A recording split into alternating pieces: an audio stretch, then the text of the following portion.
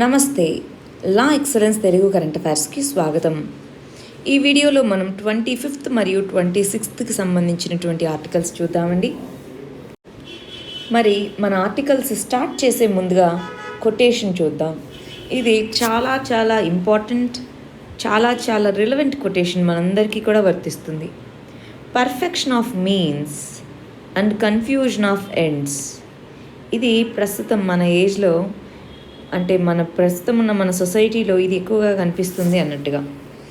అంటే మీన్స్ ఇలాగే ఉండాలి, ఇదే ప్రాసెస్, ఇట్లా ఈ స్టెప్ తర్వాత ఈ స్టెప్, ఇవేమో పర్ఫెక్ట్గా చేస్తున్నాం. కానీ మన గోల్ ఏంటి, ఎండ్ గోల్ ఏంటి, అక్కడ మనము మానేస్తున్నాం. ఫర్ ఎగ్జాంపుల్, ఇప్పుడు ఒక గవర్నమెంట్ ఆఫీస్ ఉందండి, వాళ్ళు రేషన్ కార్డ్ ఇవ్వాలి అనుకుందాం. సో మాకు అది తీసుకొనిరా, ఇది తీసుకొనిరా, ఇవన్నీ కూడా ప్రాసెసెస్, అవునా? ఎండ్ రిజల్ట్ ఏంటి? మనము ఆ పర్టికులర్ వ్యక్తికి సర్వీస్ అందించాలి, వెల్ఫేర్ మెజర్గా అది. కానీ అక్కడ వెల్ఫేర్ అందించడం దాని మీద ఎక్కువ ఫోకస్ ఉందా? ఇదిగో ఈ డాక్యుమెంట్ ఉండాలి, ఈ సైన్ ఉండాలి, ఇది ఉండాలి, దీని మీద ఎక్కువ ఫోకస్ ఉందా? ఆలోచించండి. గవర్నాన్స్ అన్న మనకు ఒక టాపిక్ ఉంటుందండి, సబ్జెక్ట్. దాంట్లో కూడా దీన్ని లింక్ చేసుకోవచ్చు. మీన్స్కి ఇంపార్టెన్స్, ఎండ్స్కి ఇంపార్టెన్స్. ఎండ్స్ దగ్గర మనము కన్ఫ్యూజ్ అవుతున్నాం. ఎథిక్స్లో కూడా అంతే. 2 సంవత్సరాల క్రితం ఎథిక్స్లో ఒక కేస్ స్టడీ వచ్చింది యూపీఎస్సీలో. ఏమని? ఒక పర్సన్, ఆవిడ డెస్టిట్యూట్, అంటే ఎవరు లేరు ఆమెకి, కానీ పేదకు, చాలా నిరుపేద ఆమె. జస్ట్ అక్కడక్కడ ఎవరన్నా సహాయం చేస్తే డబ్బులు తీసుకొని బ్రతుకుతూ ఉంటుంది. ఆమె ఆఫీస్కి వచ్చి నాకు రేషన్ కార్డు ఇవ్వండి, నాకు బియ్యం ఇవన్నీ వస్తాయంది. కానీ అక్కడ సర్టిఫికేట్స్ తీసుకొనిరా, అది తీసుకొనిరా, ఇది తీసుకొనిరా అని చెప్పి కొన్ని నెలల నుంచి తిప్పుతూ ఉన్నారు. అక్కడ మీరు కలెక్టర్ అయితే ఏ విధంగా మీరు చర్యలు చేపడతారు? అలాంటి క్వశ్చన్ వచ్చిందండి. మరి ఈ కొటేషన్ దానికి సెట్ అవుతుందా లేదా? ఇప్పుడు ప్రజెంట్ సిచ్యువేషన్ చెప్తాను చూడండి. మన కరెంట్ అఫైర్స్ వీడియో ఉంది. కరెంట్ అఫైర్స్ వీడియో యొక్క పర్పస్ ఏంటి? ఆ రోజు మనకు వచ్చిన న్యూస్ పేపర్లో స్టూడెంట్స్కి సింప్లిఫై అయ్యే విధంగా చెప్పాలి. కానీ ఇవాళ నేను ఇప్పుడు రికార్డ్ చేస్తున్నాను, అంటే 25th, నిన్నటి ఇవాళ రికార్డ్ చేస్తున్నాను. అంటే ప్రాసెస్ కోసం అని చెప్పేసి ఏవేవో చాలా చేస్తాను, 6-7 గంటలు పెట్టేసి. కానీ ఎండ్ ఏంటి? మరి స్టూడెంట్స్కి టైమ్లీ రీచ్ అవ్వాలి కదా. మరి అక్కడ కన్ఫ్యూజన్ ఉందా లేదా? రైట్? ఆలోచించండి.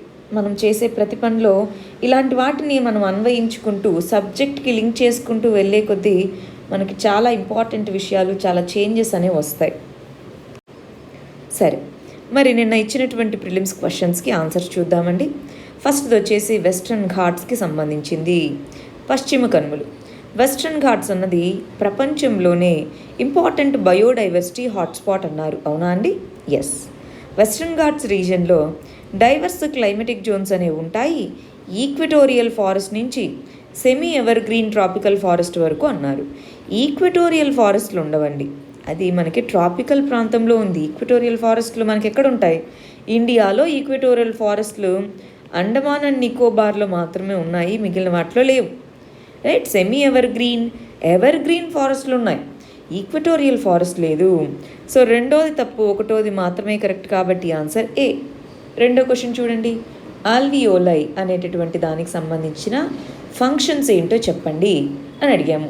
దీనికి సంబంధించి వీడియో చూడమన్నాను. మరి సగం మందే వీడియో చూశారు. మన తెలుగు కరెంట్ అఫైర్స్ చూసే వాళ్ళలో సగం మంది ఆ వీడియో చూశారు. వీలైతే ఇప్పుడైనా చూడండి. ఆల్వియోలై అన్నది ఒక ఎయిర్ సాక్, ఒక బ్యాగ్ లాంటిది. దాంట్లో ఎక్స్చేంజ్ ఆఫ్ గ్యాసెస్ జరుగుతుంది, అవునా? అవును. టైప్ 2 ఆల్వియోలై అనేది ఒక లైనింగ్ లాంటి దాన్ని ప్రొడ్యూస్ చేస్తుంది. దానివల్ల సెల్లో గ్యాసియస్ ఎక్స్చేంజ్ అనేది నార్మల్గా జరగడానికి అది వీలవుతుంది. ఎస్, అవునా? ఎస్. 2 కరెక్టే. కాబట్టి ఆన్సర్ సి, 1, 2. నెక్స్ట్ క్వశ్చన్ చూడండి. బెల్ట్ అండ్ రోడ్ ఇనిషియేటివ్ అన్నాం కదా, అది ఏ కాంటినెంట్స్ని కవర్ చేస్తుంది? ఏషియాని కవర్ చేస్తుందా? ఎస్. యూరప్ని కవర్ చేస్తుందా? ఎస్. సౌత్ అమెరికా మరి? లేదు. ఆస్ట్రేలియా? లేదు. ఆఫ్రికా ఉందా? ఎస్. ఆన్సర్ ఏమవుతుంది?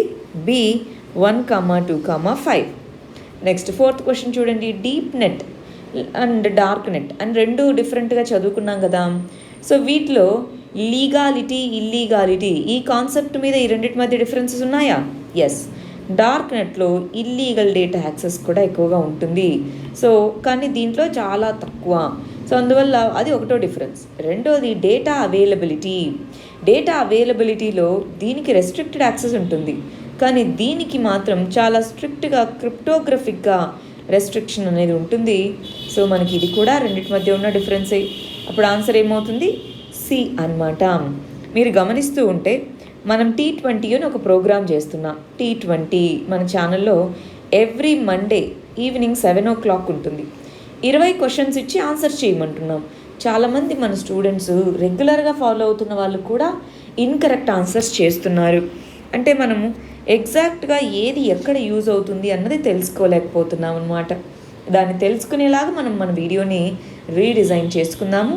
ఆ ప్రోగ్రాంలో అయితే అందరూ పార్టిసిపేట్ చేసి మనం ఎంతవరకు నేర్చుకున్నామో అందరం ఒకసారి టెస్ట్ చేసుకోవాలి.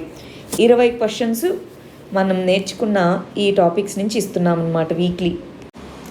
ఇక్కడ అందరికీ ఒక చిన్న రిక్వెస్ట్ అండి. ఇప్పుడు హీట్ వేవ్ కండిషన్లో ఉన్నాము. బాగా ఎక్కువగా వడగాలులు ఇవి వీస్తున్నాయి. జాగ్రత్తగా ఉండాలి, హెల్త్ జాగ్రత్తగా చూసుకోవాలి నెక్స్ట్ 3 to 4 days. సరే, మరి ఫస్ట్ 25th సంబంధించిన న్యూస్ ఆర్టికల్స్ చూద్దాం. ఫస్ట్ ఆర్టికల్ వచ్చేసి ఎయిర్లైన్స్, అంటే మనకి సివిలియన్ ఎయిర్లైన్స్ ఏవైతే ఉన్నాయో వాటిని అలో చేస్తున్నారు. మరి వీటికి సంబంధించి గైడ్ లైన్స్ అనేది ఇవ్వడం జరిగింది. మరి ఆ ఇంటర్నేషనల్ గైడ్ లైన్స్ ఏవైతే ఉన్నాయో వాటిలో కన్ఫ్యూజన్ ఉంది అని చెప్తున్నారు. దీన్ని మనం దేని కింద చదువుకుందాము? సోషల్ జస్టిస్లో హెల్త్, దాని తర్వాత అని చదువుకుందాము. దీంట్లో వచ్చేటప్పటికి గైడ్ లైన్స్ అంటే ఇప్పుడు ఈ లాక్డౌన్ను స్లోగా సడలిస్తూ కొన్ని గైడ్ లైన్స్ ఇచ్చారు. ఆ గైడ్ లైన్స్లో కన్ఫ్యూజన్ అంటున్నాము. సో దీన్ని మనం గవర్నాన్స్ కింద కూడా చదువుకోవచ్చండి. దీని నుంచి మనం ఏం నేర్చుకుంటాము? క్వశ్చన్ ఇలా అడుగుతారా? దీంట్లో హెల్త్ కర్బ్స్ పెట్టారంట, ఏమైంది అని అడుగుతారా? అడగరు. కానీ మనము ఏదన్నా ఒక గవర్నాన్స్ అనేటటువంటి క్వశ్చన్లో ఆన్సర్ రాస్తున్నప్పుడు అప్పుడు ఇదిగో సెంటర్ స్టేట్ మధ్య coordination, various ministries, health ministry, home ministry, civil aviation ministry, వీటి మధ్య కోఆర్డినేషన్ అంటే inter ministerial coordination, ministry of civil aviation. దీని inter ministerial coordination, inter governmental coordination. ఇక్కడ కోఆర్డినేషన్ లేకుంటే చూసారా, కోఆర్డినేషన్ లేకుంటే ఏమైంది? కన్ఫ్యూజన్ వస్తుంది. సో ఎప్పుడూ కూడా గవర్నాన్స్ అనేది బాగుండాలంటే ఆ కోఆర్డినేషన్ బాగుండాలి. ఆ పాయింట్ ఎక్కడన్నా రాస్తున్నాము అప్పుడు ఇదిగో ఇలాగా సివిల్ ఏవియేషన్ గైడ్లైన్స్ ఇచ్చేటప్పుడు కోఆర్డినేషన్ లేదు, ఇలాగ రాసేటప్పుడు దీన్ని ఒక ఎగ్జాంపుల్గా రాసుకుంటాము. ఎప్పుడు కరెంట్ ఇష్యూని డైరెక్ట్గా క్వశ్చన్గా అడగరు, దాన్ని ఎలా అప్లై చేసుకోవాలి ప్రిలిమ్స్కి మెయిన్స్కి అన్నదే ఇంపార్టెంట్ అన్నమాట. అర్థమైందా? దీన్ని మెయిన్స్లో వాడుకోగలుగుతాము. నెక్స్ట్ ఆర్టికల్ చూడండి. ఫర్ ఫార్మ్స్ అండ్ ఫార్మర్స్ అంటున్నారు. అంటే ఇది మన అగ్రికల్చర్ రిలేటెడేనా? దీన్ని మనం దేంట్లో చదువుకుందామండి? ఎకానమీలో చదువుకుందాము. డైమెన్షన్ వచ్చేటప్పటికి అగ్రికల్చరల్ రిఫార్మ్స్ అన్న దాని కింద చదువుకుందాం. రీసెంట్గా గవర్నమెంట్ అన్నది ఆత్మ నిర్భర్ అభియాన్, దీని కింద అగ్రికల్చరల్ రిఫార్మ్స్ అనే వాటిని ప్రపోజ్ చేయడం జరిగింది. దానికి సంబంధించి ఈ ఆర్టికల్ ఇవ్వడం జరిగింది. దాంతోపాటు రీసెంట్గా ఛత్తీస్గఢ్ గవర్నమెంట్ అన్నది రాజీవ్ గాంధీ కిసాన్ న్యాయ్ యోజన అనే దాన్ని లాంచ్ చేయడం జరిగింది.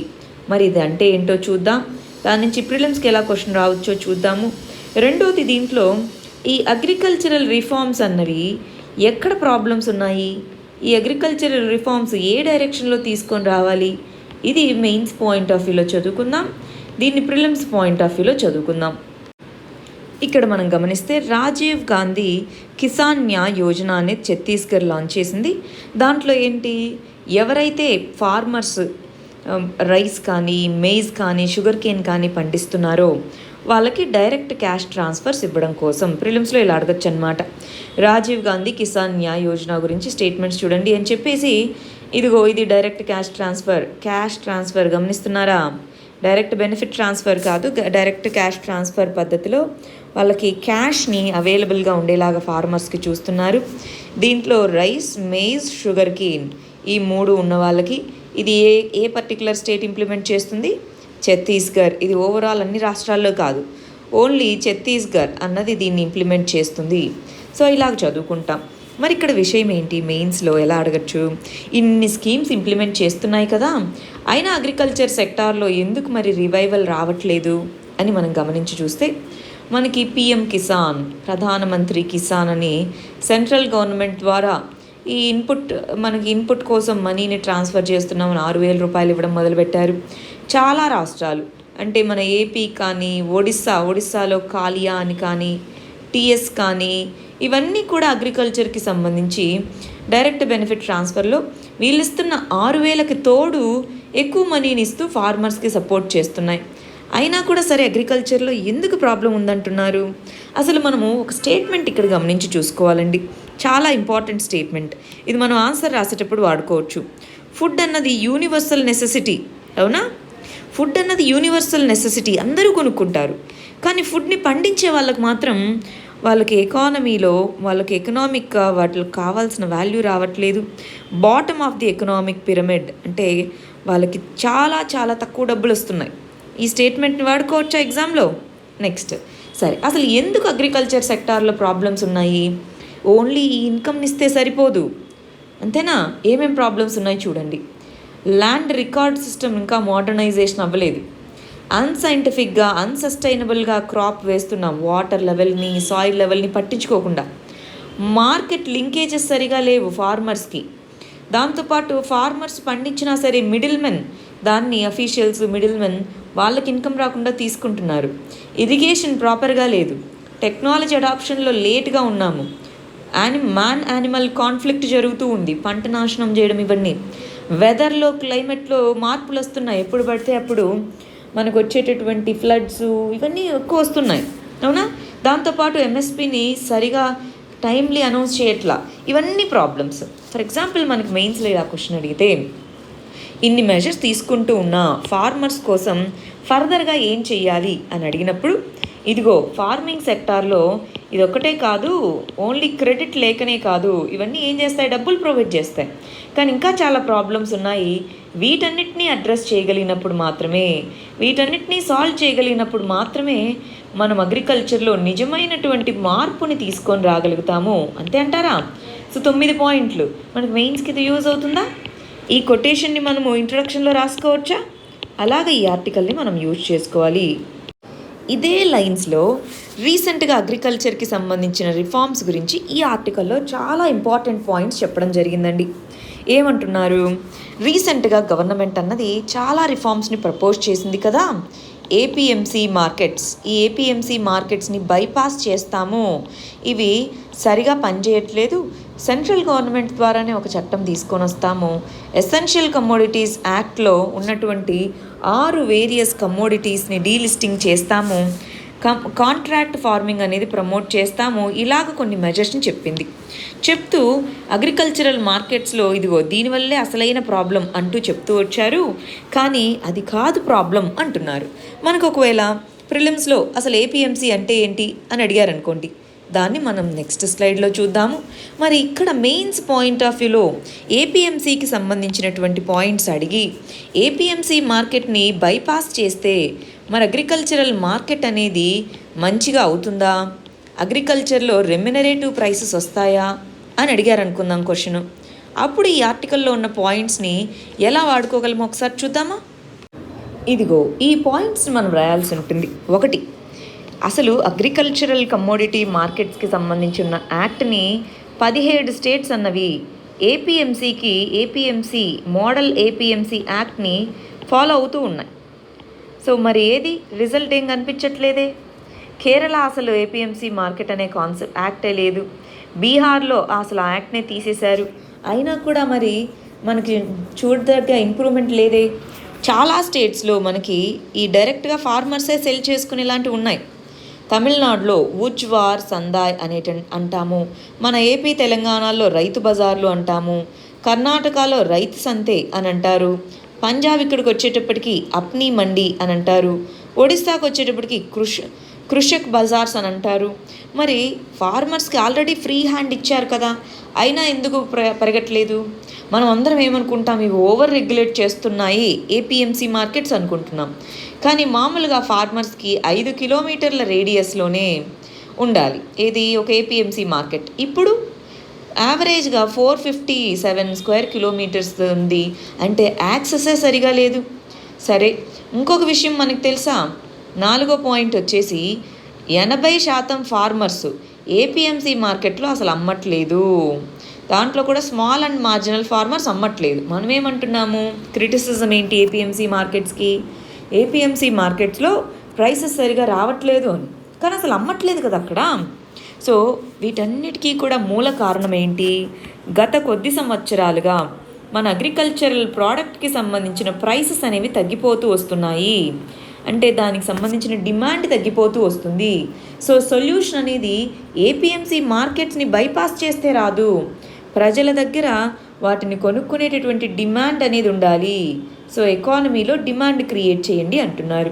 ఇప్పుడు చెప్పండి, మెయిన్స్కి 4-5 పాయింట్స్ మనం ఒక చోట రాసి పెట్టుకుంటే ఏపీఎంసీ యాక్ట్ గురించి గవర్నమెంట్ తీసుకున్న దానికి క్రిటిసిజం మనం రాసుకోవచ్చా? గవర్నమెంట్ మనకేం చెప్పిందో మనకు ఆల్రెడీ మనం రాసుకున్నాం. క్రిటిసిజం రాసుకోవచ్చా? ఎస్. ఇప్పుడు ఇక్కడికి వచ్చేయండి. ఏపీఎంసీ దీనికి సంబంధించిన దాంట్లో ఏపీఎంసీ మండీ యొక్క రోల్ ఏంటి? సో ఫార్మర్స్కి రైట్గా ప్రైస్ అందించడము, డిమాండ్ సప్లైని మేనేజ్ చేయడము, ఇన్సెంటివ్స్ ఇవ్వడము, ఎఫిషియెంట్గా డిస్ట్రిబ్యూషన్ చేయడము, ఇవన్నీ. కానీ ఏపీఎంసీ మార్కెట్స్లో ఉన్న ప్రాబ్లమ్స్ ఏంటి? ఫ్రాగ్మెంటేషన్ ఉంది, కార్టలైజేషన్ జరుగుతుంది, రెమ్యునరేటివ్ ప్రైసులు రావట్లేదు, ప్రైవేట్ ఇన్వెస్ట్మెంట్ రావట్లేదు ఏపీఎంసీ ఉండవల్ల అన్నారు. కానీ ఇందాక ఆర్టికల్లో బీహార్ ఎగ్జాంపుల్ మెన్షన్ చేశారండి. దాంట్లో ఏపీఎంసీ మార్కెట్స్ని ఈ ఏపీఎంసీ యాక్ట్ని రిపీల్ చేసినప్పటికీ ప్రైవేట్ ఇన్వెస్ట్మెంట్ రాలేదు. సో ఇవి ఒక చోట రాసి పెట్టుకుందాము, అవి ఒక చోట రాసి పెట్టుకుందాము. ఇక్కడ మెన్షన్ చేసినవి ఉన్నాయా? ఇవి ప్రిలిమ్స్ పాయింట్ ఆఫ్ వ్యూలో రాసుకోవాలి. అగ్రికల్చర్ అన్నది స్టేట్ సబ్జెక్ట్, సెంటర్ అన్నది ఓన్లీ మోడల్ యాక్ట్ మాత్రమే దీని మీద చేయగలదు. మరి గవర్నమెంట్కి ఇంటర్ స్టేట్ ట్రేడ్, 2 రాష్ట్రాల మధ్య ట్రేడ్ ఏదైతే ఉందో ఆ ట్రేడ్ అనేది మాత్రం సెంట్రల్ లిస్ట్ కిందికి వస్తుంది. సెంటర్ వచ్చేసి దీనికి చట్టాలు అనేది చేయొచ్చు అన్నమాట. నెక్స్ట్ ఆర్టికల్ గమనించండి. పాకిస్తాన్లో మనకి ఫ్లైట్ క్రాష్ అనేది అయింది, దానికి సంబంధించినటువంటి ఆర్టికల్. దీంట్లో అసలు ఎక్కడైంది, ఏమైంది, అక్కడ ఎంతమంది చనిపోయారు, ఎంతమంది, అదంతా మనకి ఎగ్జామ్ పాయింట్ ఆఫ్ వ్యూలో అవసరమా? అవసరం లేదు. మనం ఏం చదువుకోవాలి? సివిల్ ఏవియేషన్కి సంబంధించి గవర్నాన్స్ సిస్టమ్స్ ఎలా ఉన్నాయి, మనము ఎంతవరకు సేఫ్టీని ఫాలో అవుతున్నాము. సో ఇక్కడ ఏమనాలి? సేఫ్టీ మెజర్స్, సివిల్ ఏవియేషన్కి సంబంధించినటువంటి సేఫ్టీ మెజర్స్ ఏమేమి ఉన్నాయి అన్నది మాత్రం మనం చదువుకోవాలండి. ఈ సివిల్ ఏవియేషన్కి సంబంధించిన సేఫ్టీ మెజర్స్లో ఇప్పుడు రీసెంట్గా జరిగినటువంటి ఎయిర్ క్రాష్ అన్నది ఫస్ట్దేం కాదు. మనకి ఇండోనేషియాలోను, చాలా ఉక్రెయిన్లోను, రష్యాలోను చాలా ఎయిర్ క్రాఫ్ట్లో ఈ క్రాష్ అనేది జరగడం మనం గమనిస్తూ ఉన్నాము. ఎయిర్ క్రాఫ్ట్ క్రాషెస్ అనేవి జరుగుతూ ఉన్నాయి. మరి దానికి సంబంధించి మామూలుగా మనకి ప్రతి కంట్రీలోనూ ఈ ఎయిర్ క్రాఫ్ట్స్ ముందుగానే అవి ఫ్లై అవ్వక ముందుగానే సేఫ్టీ ఆడిట్ అనేది చేపడతారు. ఆ సేఫ్టీ ఆడిట్ అనేది కొన్నిసార్లు స్ట్రింజెంట్గా చేయకపోవడము, అక్కడ ప్రాబ్లమ్స్ వస్తూ ఉంటాయి. టెక్నికల్గా మొత్తం ఆడిట్ చేయాలి. సో సేఫ్టీ ఆడిట్ మీద ఫోకస్ పెట్టాలి. ఖచ్చితంగా సేఫ్టీ ఆడిట్ అంటే ఏంటో తెలుసుకోవాలి. సేఫ్టీ ఆడిట్స్ మీద అక్కడున్న మెజర్స్ పాటించాలి. నెక్స్ట్ వచ్చేసి మనకి ఈ ఇంటర్నేషనల్ సివిల్ ఏవియేషన్ అథారిటీ అని ఉంటుందండి, ఐసిఏఓ అని అంటాము. ఈ ఐసిఏఓ ఏదైతే ఉంటుందో అది ఇచ్చేటటువంటి గైడ్ లైన్స్ ఉంటాయి, వాటిని స్ట్రింజెంట్గా ఫాలో అవ్వాలి. ఇంటర్నేషనల్ సివిల్ ఏవియేషన్ ఆర్గనైజేషన్ ఏం చెప్తుందంటే, ఇదిగో ఇలాగా ఎయిర్ క్రాఫ్ట్ ల్యాండింగ్ ఎయిర్పోర్ట్కి దగ్గరలో కొన్ని కిలోమీటర్స్ వ్యవధిలో హై రైజింగ్ బిల్డింగ్, ఎత్తుగా ఉండే బిల్డింగ్స్ కానీ పెద్ద పెద్ద ఇన్ఫ్రాస్ట్రక్చర్స్ కానీ అలాంటివి ఉండకూడదు. గమనిస్తున్నారా? ఇప్పుడు పాకిస్తాన్లో ఎందుకు అంత నష్టం జరిగింది? అది వెళ్ళి ఆ పర్టికులర్ బిల్డింగ్స్ మీద కూలింది కాబట్టి. సో ఈ గైడ్ లైన్స్ అనేవి స్ట్రింజెంట్గా ఫాలో అవ్వాలి. సేఫ్టీ ఆడిట్ అనేది ప్రాపర్గా చేయాలి. ఈ 2 విషయాలు తెలుసుకుంటే చాలు. ఇది ప్రిలిమ్స్కి ఇంపార్టెంట్, మెయిన్స్కి అవసరం లేదన్నమాట. ఇంటర్నేషనల్ సివిల్ ఏవియేషన్ అథారిటీ, దీని గైడ్లైన్స్ని బేస్ చేసుకొని ప్రతి కంట్రీకి కూడా కొన్ని మనకి రెగ్యులేటర్స్ ఉంటారు. మనకైతే directorate general of civil aviation అని అంటాము. ఇది మన రెగ్యులేటర్ అన్నమాట. సివిల్ ఏవియేషన్కి సంబంధించి మన ఇండియాకి సంబంధించిన రెగ్యులేటర్. నెక్స్ట్ ఆర్టికల్ వచ్చేసి మిలియన్ వర్క్ సైట్స్ కావాలి అంటే చాలా ఉపాధి హామీ కింద చాలా పథకాలు, చాలా ప్రోగ్రామ్స్లో, చాలా ప్లేసెస్లో మనం స్టార్ట్ చేయాలి అంటున్నారనమాట. మనం దీన్ని దేని కింద చదువుకుందామండి? గవర్నాన్స్ కింద చదువుకుంటాము. ఇప్పుడు ఏ కంటెక్స్లో దీన్ని ఇచ్చారు? కోవిడ్-19 యొక్క ఇంపాక్ట్స్ని తట్టుకొని బయటికి రావాలంటే ఏం మెజర్స్ తీసుకోవాలి, మెజర్స్ టు బీ టేకెన్ అన్న దాని కింద ఇది చదువుకుందామండి. దీంట్లో లెర్నింగ్ ఆబ్జెక్టివ్స్కి వచ్చేటప్పటికి బేసిక్గా ఈ ఎంజీఎన్ఆర్ఈజీఏ అంటే ఏంటి, ఇంతకీ Mahatma Gandhi National Rural Employment Guarantee Programme అంటే ఏంటో మనం తెలుసుకోవాలి. రెండోది, దీన్ని ఇప్పుడు ఏ విధంగా, దీని యొక్క ఇంపార్టెన్స్ ఏంటి, ప్రస్తుతం ఉన్నటువంటి పరిస్థితుల్లో దీన్ని ఏ విధంగా ఎకనామిక్ క్రైసిస్ని అడ్డుకోవడానికి దీన్ని వాడుకోవాలి, అవి రెండు ఇక్కడ తెలుసుకుందాం. ప్రిలిమ్స్ పాయింట్ ఆఫ్ వ్యూలో అసలు ఈ స్కీమ్ అంటే ఏంటో తెలుసుకోవాలండి. ఎంజీఎన్ఆర్ఈజీఏ అంటే ఏంటో తెలుసుకుందాము. ఎంజీఎన్ఆర్ఈజీఏ అంటే ఏంటి? ఇదొక స్కీము. 2005లో దీన్ని చట్టం చేశాము. దీన్ని ఒక స్టాట్యుటరీ యాక్ట్ ఎన్ఆర్ఈజీఏ చట్టం అనే దాని కింద ఇంప్లిమెంట్ చేస్తున్నాము. దీంట్లో వర్క్ అన్నది ఒక రైట్గా కల్పించడం జరిగింది. అంటే రైట్ టు వర్క్ అని అంటాము. ఈ చట్టం కింద రైట్ టు వర్క్ అనేది కల్పించడం జరిగింది. ఎక్కడ కల్పించడం జరిగింది? రూరల్ ఏరియాస్లో. ఎవరికి మరి? ఎవరైనా సరే manual labour work, physical manual labour work చేయడానికి రెడీగా ఉన్న వాళ్ళకి ఈ వర్క్ కల్పించడం జరుగుతుంది. 100 రోజుల మినిమం గ్యారంటీ అనేది కల్పించడం జరుగుతుందన్నమాట. ఇక్కడ హౌస్ హోల్డ్స్, సో ఇక్కడ అడల్ట్స్ ఎవరైనా అంటే పిల్లలకి కాదు, సో అడల్ట్స్కి ఇక్కడ వర్క్ కల్పించడం జరుగుతుంది రూరల్ ఏరియాస్లో. మరి దీనికి సంబంధించి డీబీటీ, డైరెక్ట్ బెనిఫిట్ ట్రాన్స్ఫర్ని ఇంట్రడ్యూస్ చేయడం జరిగింది. దాంతో వాళ్ళ ఆధార్ని లింక్ చేసుకొని bank account, post office account, కొంత ఇలాగ మనకి డైరెక్ట్గా క్యాష్ అనేది వాళ్ళ అకౌంట్లో పడేలాగా చేయడం అన్నమాట. దీనికి సంబంధించి చాలా మినిస్ట్రీస్, అంటే ఇప్పుడు వాటర్ మినిస్ట్రీ ఆఫ్ జల్ శక్తితో కలిసి రెయిన్ వాటర్ హార్వెస్టింగ్ స్ట్రక్చర్స్ చేపట్టడం కానీ, కాలువలు తవ్వడం కానీ, ఇవన్నీ కూడా వర్క్స్ అనేవి సెలెక్ట్ చేసుకుంటూ ఉంటారనమాట. దీంట్లో సోషల్ ఆడిట్ అనే కాన్సెప్ట్ ఉంటుంది. ఇది మొత్తం ఎంజీఎన్ఆర్ఈజీఏ గురించి ఒకటే చోటు చెప్తున్నాను, గమనించాలి. సోషల్ ఆడిట్ అంటే ఎంతవరకు ఇస్తున్నారు, దాన్ని ఎలా ఇంప్లిమెంట్ చేస్తున్నారు, ఏంటి అని ఎవరు గమనిస్తారు? సోషల్ ఆడిట్ని గమనించేది గ్రామ సభ అనేది సోషల్ ఆడిట్ చేపడుతూ ఉంటుంది.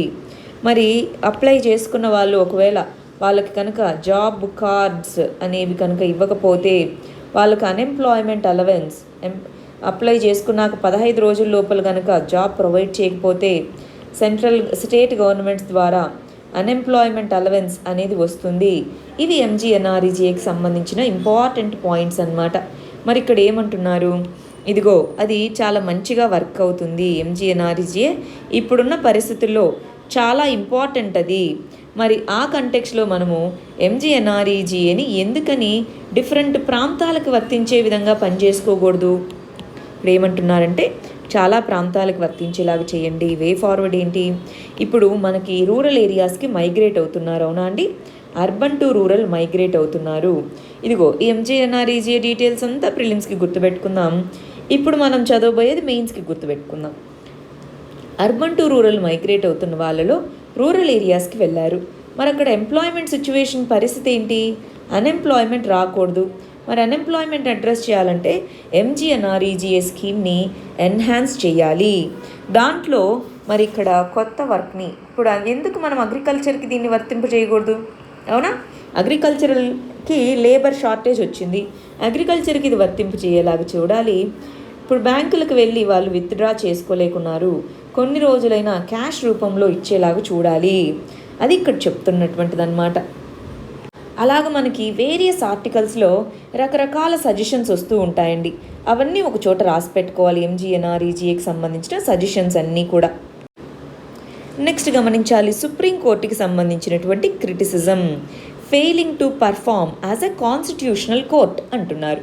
మరి దీన్ని దేని కింద చదువుకుందామంటే పాలిటీలో జ్యుడిషియరీ యొక్క రోల్ కింద చదువుకుందాము. ఇక్కడ మనకు వచ్చేటప్పటికి జ్యుడిషియల్ రోల్ అన్న దాంట్లో మనకి సుప్రీంకోర్టుకు ఉన్నటువంటి డిఫరెంట్ రోల్స్ ఉన్నాయి. అది కాన్స్టిట్యూషన్ని ఇంటర్ప్రెట్ చేస్తుంది, అవునా? ఇంటర్ప్రెటర్ ఆఫ్ కాన్స్టిట్యూషన్ అంటాము. లెర్నింగ్ ఆబ్జెక్టివ్లో రోల్ ఆఫ్ సుప్రీంకోర్టు అంటే ఏంటో చూద్దామండి. ఇంటర్ప్రెటర్ ఆఫ్ కాన్స్టిట్యూషన్ని ఇంటర్ప్రెట్ చేస్తుంది, ప్రజల యొక్క హక్కులని కాపాడుతుంది, ప్రొటెక్టర్ ఆఫ్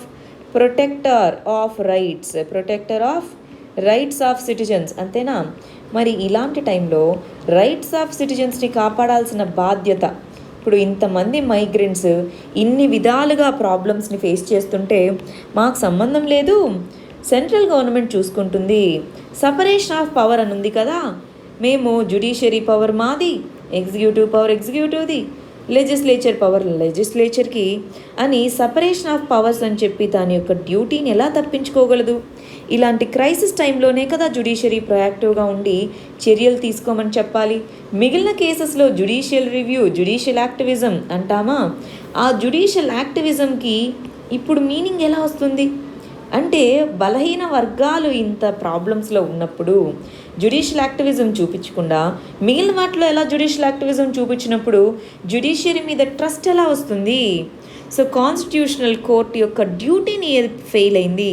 కానీ చాలా హైకోర్ట్స్ చూస్తే చాలా మెజర్స్ని స్టేట్ గవర్నమెంట్స్ తీసుకోండి అక్కడ ఉన్న వెల్ఫేర్ కోసం అన్నట్టుగా చెప్పింది. స్టేట్లో ఉన్న హైకోర్ట్స్ తీసుకోగలిగినంత రెస్పాన్సిబిలిటీని సుప్రీంకోర్టు తీసుకోలేకపోయింది అన్నట్టుగా క్రిటిసిజం అన్నమాట. దీన్ని మనం మెయిన్స్ పాయింట్ ఆఫ్ వ్యూలో జ్యుడిషియల్ యాక్టివిజంలో ఎక్కడ జ్యుడిషియరీ యాక్టివ్గా ఇన్వాల్వ్ అవ్వట్లేదు అన్న చోట్ల ఈ మైగ్రెంట్ ఇష్యూలో అది జ్యుడిషియరీ ఏ విధంగా రియాక్ట్ అయింది అన్నది మనం చూసుకోవాలండి. చాలా ఈ పాయింట్ గుర్తుపెట్టుకోండి. ఎక్కడెక్కడ ఎప్పుడైతే వల్నరబుల్ సెక్షన్స్ని ప్రొటెక్ట్ చేయలేకపోయిందో దానికి ఉన్నటువంటి ట్రస్ట్ కానీ వ్యాలిడిటీని కానీ ఆ ఇన్స్టిట్యూషన్ అనేది కోల్పోతుంది. అది ఎవరైనా సరే, ఎగ్జిక్యూటివ్ అయినా సరే, జ్యుడిషియరీ అయినా సరే, లెజిస్లేటివ్ అయినా సరే. ఇప్పుడు జ్యుడిషియరీకి ఉన్న రోల్ అది మరి ప్రొటెక్ట్ చేయాలి కదా. నెక్స్ట్ ఆర్టికల్ ఏంటో గమనిద్దాం. నెక్స్ట్ ఆర్టికల్ వచ్చేసి ఎల్జీ పాలిమర్స్ ఈ ప్లాంట్ ఏదైతే ఉందో మన వైజాగ్లో ఉన్న ప్లాంట్ని దాన్ని సీల్ చేయండి కొన్ని రోజులు అన్నట్టుగా మన ఆంధ్రప్రదేశ్ హైకోర్టు అనేది చెప్పడం జరిగింది. దానికి సంబంధించి దీన్ని మనం అటు సైన్స్ అండ్ టెక్నాలజీలోనూ చదువుకోవాలి, ఇటు గవర్నాన్స్లోనూ చదువుకోవాలండి. మరి దీని యొక్క డైమెన్షన్ ఏంటి? ఇండస్ట్రియల్ సేఫ్టీ అన్నది డైమెన్షన్ అనమాట. ఇండస్ట్రియల్ సేఫ్టీ ఎంతవరకు ఉంది ఏంటి అన్నది.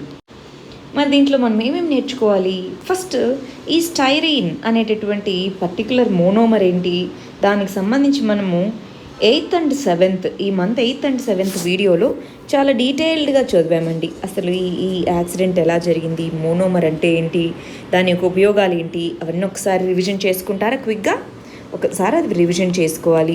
సో ప్రిలిమ్స్ పాయింట్ ఆఫ్ వ్యూలో మనకి ఈ స్టైరీన్ అనేటటువంటి గ్యాస్ ఏంటో, అది ఏ విధంగా పాలిమర్గా మారుతుందో, అసలు ఆ పాలిమర్ అంటే ఏంటో ఇవన్నీ అడగచ్చు అన్నమాట. మరి దాని యొక్క ఇంపాక్ట్స్ ఏ విధంగా ఉంటాయి, ఈ స్టైరీన్ గ్యాస్ అది లీక్ అయిన దానివల్ల ఇంపాక్ట్స్ ఏ విధంగా ఉంటాయి, అది కూడా మనం ఆ వీడియోలో చూసుకున్నాం. ఇవి రెండు ప్రిలిమ్స్ పాయింట్ ఆఫ్ వ్యూలో చూద్దాం. థర్డ్ వచ్చేటప్పటికి అసలు ఇక్కడ రెగ్యులేటరీ ఫెయిల్యూర్ అసలు ఉందా, రెగ్యులేటరీ ఫెయిల్యూర్ ఎలా అయ్యిందో ఒకసారి మనం చూద్దామండి. రెగ్యులేటరీ ఫెయిల్యూర్ అంటే ఏంటి, అసలు ఎవరు దీన్ని రెగ్యులేట్ చేయాలి ఇంతకీ అన్న చూద్దామా? మెయిన్స్ పర్స్పెక్టివ్లో ఇక్కడ గమనించాలి.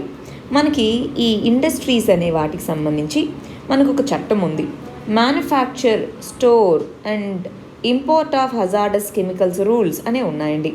ఇది మనకి మినిస్ట్రీ ఆఫ్ ఎన్విరాన్మెంట్ కింద ఇవ్వబడ్డాయి. మరి దీని రూల్స్ ప్రకారం స్టేట్ గవర్నమెంట్స్ అన్నవి వీటిని ఎప్పటికప్పుడు ఆడిట్ చేస్తూ ఉండాలి, ఇండస్ట్రియల్ సేఫ్టీ అన్నది చూస్తూ ఉండాలి. మరి స్టేట్ గవర్నమెంట్ ఆడిట్ చేసిందా? సేఫ్టీ ఆడిట్ అంటాము. ఈ సేఫ్టీ ఆడిట్ అనేది చేసిందా? సరే, అది ఇప్పుడున్న విషయం. ముందు అది సెటప్ చేసేటప్పుడు దానికి సంబంధించిన ఎన్విరాన్మెంటల్ రెగ్యులేషన్స్ ఎందుకు క్లియర్గా లేవు? ప్రతి ఫ్యాక్టరీ కూడా సెటప్ చేసేటప్పుడు ఎన్విరాన్మెంటల్ రెగ్యులేషన్ అనేది తీసుకోవాలన్నమాట. మరి ఆ ఎన్విరాన్మెంటల్ రెగ్యులేషన్ లేదు. మరి లేకుండా ఇన్ని రోజులు మానిటర్ ఎందుకు చేయట్లేదు? ఈ కంపెనీకి ఏమున్నా ఏం లేదని ఎందుకు మానిటర్ చేయట్లేదు? సరే, దాని పక్కన చుట్టుపక్కన రైల్వే స్టేషన్ ఉంది, ఎడ్యుకేషనల్ ఇన్స్టిట్యూషన్స్, హాస్పిటల్స్ ఉన్నాయి. అంటే ఇలాంటి వల్నరబుల్ జోన్స్ ఉన్నప్పుడు ఏ విధంగా గవర్నమెంట్ అనేది పర్మిషన్ ఇవ్వగలుగుతుంది? అర్థమవుతుందా? సో ఇలాంటివన్నీ ఎందుకు పట్టించుకోవట్లేదు? దీన్ని ఓవరాల్గా మనం ఏమంటాము, ఇలాంటి వాటన్నిటిని రెగ్యులేటరీ ఫెయిల్యూర్. ఈ రెగ్యులేటరీ ఫెయిల్యూర్ ఎందుకు అవుతుంది అన్నది మనం చూడాలి. రెగ్యులేటరీ ఫెయిల్యూర్ అవుతుంది. మరి దీనికి సంబంధించి ఎన్జిటి, నేషనల్ గ్రీన్ ట్రిబ్యునల్ అనేది ఇదిగో మీరు మాకు రెస్పాన్స్ ఇవ్వండి, అసలు ఎందుకు జరిగింది ఏంటి అని చెప్పేసి ఎన్జిటి అడగడం జరిగింది. దాని యొక్క కమిటీ అనేది ఫామ్ చేయడం జరిగింది. మరి ఏం చేస్తుందో చూద్దాం. ప్రస్తుతానికి హైకోర్టు అనేది దీన్ని సీల్ చేయండి, కంపెనీలోకి ఎవరిని అలో చేయొద్దు, అసలు మాకు చెప్పకుండా స్టైరీన్ గ్యాస్ని ఎందుకు సౌత్ కొరియాకి షిప్పింగ్ చేశారు అని అడిగిందనమాట. సరే, నెక్స్ట్ ఆర్టికల్ ఏంటో చూద్దాం. PLA, People's Liberation Army. China యొక్క ఆర్మీ ఏదైతే ఉందో అది ప్రోటోకాల్స్ ఏవైతే మన రెండు దేశాల మధ్య ఉన్నాయో వాటిని తిరస్కరించి, వాటిని పట్టించుకోకుండా వాటిని బేఖాతరు చేస్తుందా అన్నట్టుగా మనం దీంట్లో చదువుకుందాం. దీన్ని మనం ఇంటర్నేషనల్ రిలేషన్స్లోనూ ఇంటర్నల్ సెక్యూరిటీలోనూ చదువుకుందామండి. డైమెన్షన్ వచ్చేటప్పటికి ఇండియా చైనా బార్డర్ ఇష్యూస్ అన్న దాని కింద దీన్ని చదువుకుందాం. ఇండియా చైనా మధ్య ఉన్నటువంటి బార్డర్ ఇష్యూ ఏంటి, దాని యొక్క అనాలిసిస్ అన్నమాట. మనం ఈ మధ్య రోజు చదువుకుంటూ ఉన్నాము. మరి దీనికి సంబంధించి అసలు ఈ బార్డర్ కాన్ఫ్లిక్ట్ ఏంటి, దాంట్లో మనం చూసాం కదా, eastern sector, western sector, right, central sector అని చదువుకున్నాము. అసలు అవన్నీ ఏంటో చదువుకున్నాము, గుర్తుంది కదా అండి. దాంతోపాటు మనకి అసలు ఏ విధంగా ఇండియా చైనా రిలేషన్స్ ఎవాల్వ్ అయ్యాయి చాలా డీటెయిల్డ్గా చదువుకున్నాం. ఇవన్నీ కూడా గుర్తుందా అందరికీ? సో ఒకసారి రివిజన్ చేసుకుంటారా? ఇప్పుడు రీజన్స్ ఎందుకని చెప్తున్నారు, రీజన్స్ అంటే రీసెంట్గా టెన్షన్స్ పెరుగుతున్నాయి కదా, వాటికి రీజన్స్ ఏంటి అన్నది చదువుకుందాం. మరి ఇక్కడ ఏ ప్రాంతాల్లో ఈ టెన్షన్స్ పెరుగుతున్నాయి అన్నది ప్రిలిమ్స్ పాయింట్ ఆఫ్ వ్యూలోను, ఈ టెన్షన్స్ పెరుగుతుంటే దీన్ని ఎలా సాల్వ్ చేసుకోవాలన్నది మెయిన్స్ పాయింట్ ఆఫ్ వ్యూలోను చదువుకోవాలి. మరి బార్డర్ డిస్ప్యూట్కి సంబంధించి మనం ఇవి ఇక్కడ చదువుకున్నాం, ఒకసారి గుర్తెచ్చుకోండి. సరే, ఓవరాల్గా వీళ్ళు చెప్తుంది ఏంటి, మనకి సిక్కింలో నాకులా అనేటటువంటి ప్లేస్ ఏదైతే ఉందో ఆ నాకులా దగ్గర మనకి గొడవ అనేది జరిగింది. అక్కడికంటే కూడా మనకి ఎక్కువగా కాన్ఫ్లిక్ట్ ఉన్నది లదాఖ్ అన్న ప్లేస్లో చాలా ప్రాంతాల్లో కాన్ఫ్లిక్ట్ అనేది కొనసాగుతూ ఉంది. మన వాళ్ళని కొంతమందిని అరెస్ట్ చేశారని చెప్పారు, మన ఆర్మీ ఏమో లేదు అని చెప్పింది. సో అసలు లదాఖ్లో ఏ ప్రాంతాల దగ్గర ఉంది అంటున్నారు? ఇవేనా మరి లదాఖ్లో ఉన్నటువంటి కాన్ఫ్లిక్ట్ రీజియన్స్? గల్వన్ వ్యాలీ, డమ్చోక్ ప్రాంతం, డమ్చోక్ అనే రివర్ ప్రాంతము, పాంగ్సాన్సో లేక్, ఇక్కడ మనకి ప్రాబ్లం అనమాట. ఈ లేక్ అనేది ఇలాగ ఫింగర్స్ లాగా ఉంటుందన్నమాట. సో దాన్ని మనం అందుకే ఫింగర్ ఏరియా అని కూడా అంటూ ఉంటారు. సో మీరు ఎప్పుడైనా సరే ఇండియా చైనా మధ్య ఫింగర్ ఏరియా అని విన్నారనుకోండి, ఫింగర్ లేక్ ఏరియా అని, సో అది ఈ లదాఖ్లో ఉన్న ఈ ప్రాంతం అని గుర్తుపెట్టుకోవాలి. సరే, ఇక్కడ కాన్ఫ్లిక్ట్స్ ఉన్నాయి కదా, దానికి రీజన్స్ ఏంటి అన్నారు. ఒక్కసారి హిస్టారికల్ బ్యాక్గ్రౌండ్ అంతా ఒకసారి గుర్తెచ్చుకోండి. ఇప్పుడు ఇక్కడ రీజన్స్ ఏం చెప్తున్నారో చూద్దాం. మన ఇన్ఫ్రాస్ట్రక్చర్ అనేది పెరిగింది. సో ఫర్ ఎగ్జాంపుల్ మనకి మెయిన్స్లో ఎందుకు రీసెంట్గా కాన్ఫ్లిక్ట్ అనేవి పెరుగుతూ ఉన్నాయి, దానికి ఏమేమి రీజన్స్ ఉన్నాయి ఇండియా చైనా మధ్యలో అని అడిగినప్పుడు మనం ఈ రీజన్స్ రాయొచ్చు. ఒకటి, ఇన్ఫ్రాస్ట్రక్చరు ఎవరి సైడ్ నుంచి పెరిగింది, ఇండియన్ సైడ్ నుంచి. ఇంతకుముందు చైనా సైడ్ నుంచి బాగుండేది, కానీ ఇండియన్ సైడ్ నుంచి ఇన్ఫ్రాస్ట్రక్చర్ అనేది రీసెంట్గానే మనము స్ట్రెంగ్తెన్ చేసుకుంటున్నాము. దాంతో ప్యాట్రోల్ అనేది రెగ్యులర్గా చేస్తున్నాము. ప్యాట్రోలింగ్ అంటే గస్తీ. సో ప్యాట్రోల్ అనేది రెగ్యులర్గా చేస్తూ ఉంటే ఏమవుతూ ఉంటుంది, ఎదురుపడ్డాలు ఎక్కువగా ఉంటాయి. దాన్నే ఫేస్ ఆఫ్ అంటాం. ఫేస్ ఆఫ్ అంటే ఇద్దరు ఎదురుపడ్డం అనేది ఎక్కువగా ఉంటుంది. సో దానివల్లను కాన్ఫ్లిక్ట్ వస్తూ ఉంది. మూడోది అగ్రెషన్. చైనా యొక్క అగ్రెసివ్ పోస్చర్ అనేది పెరుగుతూ ఉందన్నమాట. ఈ అగ్రెసివ్ పోస్చర్ దేనివల్ల, ఇదిగో మన వాళ్ళు లదాఖ్లో ఇన్ఫ్రాస్ట్రక్చర్ తెచ్చుకున్నారు, అదంతా దానివల్ల. నెక్స్ట్, జమ్మూ అండ్ కాశ్మీర్ లదాఖ్గా బైఫర్కేట్ చేశారు కదా, ఈ లదాఖ్గా బైఫర్కేట్ చేసిన వాటిలో మాకేమైనా సెక్యూరిటీ ఇంప్లికేషన్ ఉంటుంది అన్నటువంటి ఆ సస్పిషన్ ఇది కూడా అన్నమాట. దీని నుంచి వచ్చే కన్సర్న్, ఈ బైఫర్కేషన్ వల్ల వీళ్ళు ఏరియా మొత్తం మాదే అని చెప్పి మ్యాప్ చూపించారు అన్నటువంటి కన్సర్న్ కావచ్చు. లేదా రీసెంట్గా ఏమవుతుంది, యుఎస్ఏ అనేది మన స్ట్రాటజిక్గా యుఎస్ఏ ఇండియా మధ్య స్ట్రాటజిక్ అంటే ఇక్కడ డిఫెన్స్ రిలేషన్ ఎస్పెషల్గా పెరుగుతూ వస్తుంది. ఇదిగో మీరు ఎంత స్ట్రాటజిక్ రిలేషన్ పెంచుకున్నా మన బార్డర్ డిస్ప్యూట్ ఎప్పుడూ తెగదు అన్నట్టుగా చూపించడానికి, వీటన్నిటి కోసం కూడా ఈ పర్టికులర్ జరుగుతుంది అన్నట్టుగా ఇక్కడ చెప్తున్నారు. ఈ పాయింట్స్ని మెయిన్స్లో గుర్తుపెట్టుకోవాలి. వీటిని ప్రిలిమ్స్ పాయింట్ ఆఫ్ వ్యూలో మ్యాప్లో మార్క్ చేసుకోవాలి. మ్యాప్ చేసుకొని మనం చూసుకోవాలి వాటిని జాగ్రత్తగా. నెక్స్ట్ వచ్చేటప్పటికి చైనా అనేది యుఎస్ఏ కావాలనే రిలేషన్స్ని పాడు చేస్తుంది, ఇంకో కొత్త కోల్డ్ వార్ని తీసుకొని వస్తుంది అని అంటున్నారండి. దీన్ని మనం ఇంటర్నేషనల్ రిలేషన్స్లో చదువుకుంటాము. దీన్ని మరి డైమెన్షన్ వచ్చేటప్పటికి యుఎస్ఏ చైనా రిలేషన్స్ అన్న దాంట్లో ఇక్కడ యుఎస్ఏ ఒకటి గమనించట్లేదు. ఇప్పటి వరకు యుఎస్ఏ అన్నది నంబర్ 1 పవర్ అవునా వరల్డ్లో. ఎప్పుడైతే యుఎస్ఏ తనని చైనాతో పోల్చుకుంటుందో అది అప్పుడు నెంబర్ 1 ఎలా అవుతుంది? చైనాతో కాన్ఫ్లిక్ట్కి వెళ్తుందో అప్పుడు చైనాని దాని లెవెల్కి పైకి తెచ్చినట్టే కదా, చైనా యొక్క స్టేచర్ని పెంచినట్టే కదా. సో అందుకని ఇప్పుడు చూడండి, ఇప్పుడు కోల్డ్ వార్ అంటుంటే చైనాకి అది చాలా ప్రెస్టీజియస్ ఇష్యూ, అంతే కదా. అంటే మేము యుఎస్ఏతో రైవల్ అవ్వగలిగేటటువంటి కెపాసిటీ మాకుంది అన్నట్టే కదా. సో కోల్డ్ వార్ అన్న విషయం వాడడము అంటే చైనాని సెకండ్ ఆర్ యుఎస్ఏతో ఈక్వల్ పవర్గా కంపేర్ చేసినట్టే. బట్ అన్ఫార్చునేట్గా యుఎస్ఏ అదే పనిని చేస్తుంది. మరి వాళ్ళిద్దరి మధ్య ఉన్న కాన్ఫ్లిక్ట్స్ ఏంటి? చైనా యుఎస్ఏ మధ్య ఉన్న కాన్ఫ్లిక్ట్స్ ఏంటి? అసలు ఈ కోల్డ్ వార్ అనే పదానికి మీనింగ్ ఏంటి ఇంతకీ? మామూలుగా వార్ అంటే ఏంటి? ఫిజికల్గా 2 సైడ్లు యుద్ధంలో దిగుతాయి, వారి అటు సైడు ఇటు సైడు నష్టం ఉంటుంది. కానీ ఇక్కడ అలా కాదు. వార్ అనేది డైరెక్ట్ టర్మ్స్లో కాకుండా ఇండైరెక్ట్ టర్మ్స్లో చేస్తారు. అందుకే దీన్ని మనం తెలుగులో ప్రచ్ఛన్న యుద్ధము అని అంటాము. అంటే ఈ కోల్డ్ వార్ అనేది మధ్యలో వేరే కంట్రీస్ని పెట్టుకొని వీళ్ళిద్దరూ కాన్ఫ్లిక్ట్లోకి దిగడము, లేదా టెక్నాలజీతో కంపీట్ అవ్వడము, లేదా ఆర్మ్స్తో కంపీట్ అవ్వడము, లేదా స్పేస్ టెక్నాలజీలో కంపీట్ అవ్వడము, ట్రేడ్లో కంపీట్ అవ్వగలగడము, ఇన్ఫ్లుయెన్స్ అంటే వేరే కంట్రీస్ మీద వాళ్ళకు ఉన్నటువంటి ఇన్ఫ్లుయెన్స్ని పెంచుకోవడానికి కంపీట్ అవ్వడము, ఇవన్నీ చేస్తూ ఉంటాయన్నమాట ఇలాంటి సిచ్యువేషన్. మరి ఇప్పుడు ఉందో లేదో ఒకసారి గమనిద్దామా? ఇంతకుముందు యుఎస్ఎస్ఆర్ మధ్య కోల్డ్ వార్ అనేది జరిగింది. వరల్డ్ వార్ 2 తర్వాత యుఎస్ఎస్ఆర్ మధ్య జరిగింది. ఇప్పుడు మరి చైనాతో చేస్తుందా, జరగబోతుందా చూద్దామా? ఇక్కడ గమనించాలి, న్యూ కోల్డ్ వార్ వరకు తీసుకొని వస్తుంది అంటున్నారు. మరి ఇక్కడ మనం చూస్తే 2 దేశాల మధ్య ట్రేడ్ వార్ అనేది ఇంకా జరుగుతూనే ఉంది. ఒకళ్ళ మీద ఒకరు టారిఫ్ని పెంచుకుంటూ ఉండడం అన్నదాన్ని మనం ట్రేడ్ వార్ అని అంటున్నాము. హ్యూమన్ రైట్ వైలేషన్ చేస్తుంది చైనా అని చెప్పేసి క్రిటిసైజ్ చేయడం అన్నమాట. ఉయ్గుర్స్ అనే వాళ్ళు ఉన్నారండి. ఈ ఉయ్గుర్స్ అనే వాళ్ళు ఇక్కడ చైనాలో ఉండేటటువంటి వెస్ట్రన్ సైడ్ ఉండేటటువంటి మైనారిటీ కమ్యూనిటీ అన్నమాట. వీళ్ళు ముస్లిమ్స్ మైనారిటీ కమ్యూనిటీ.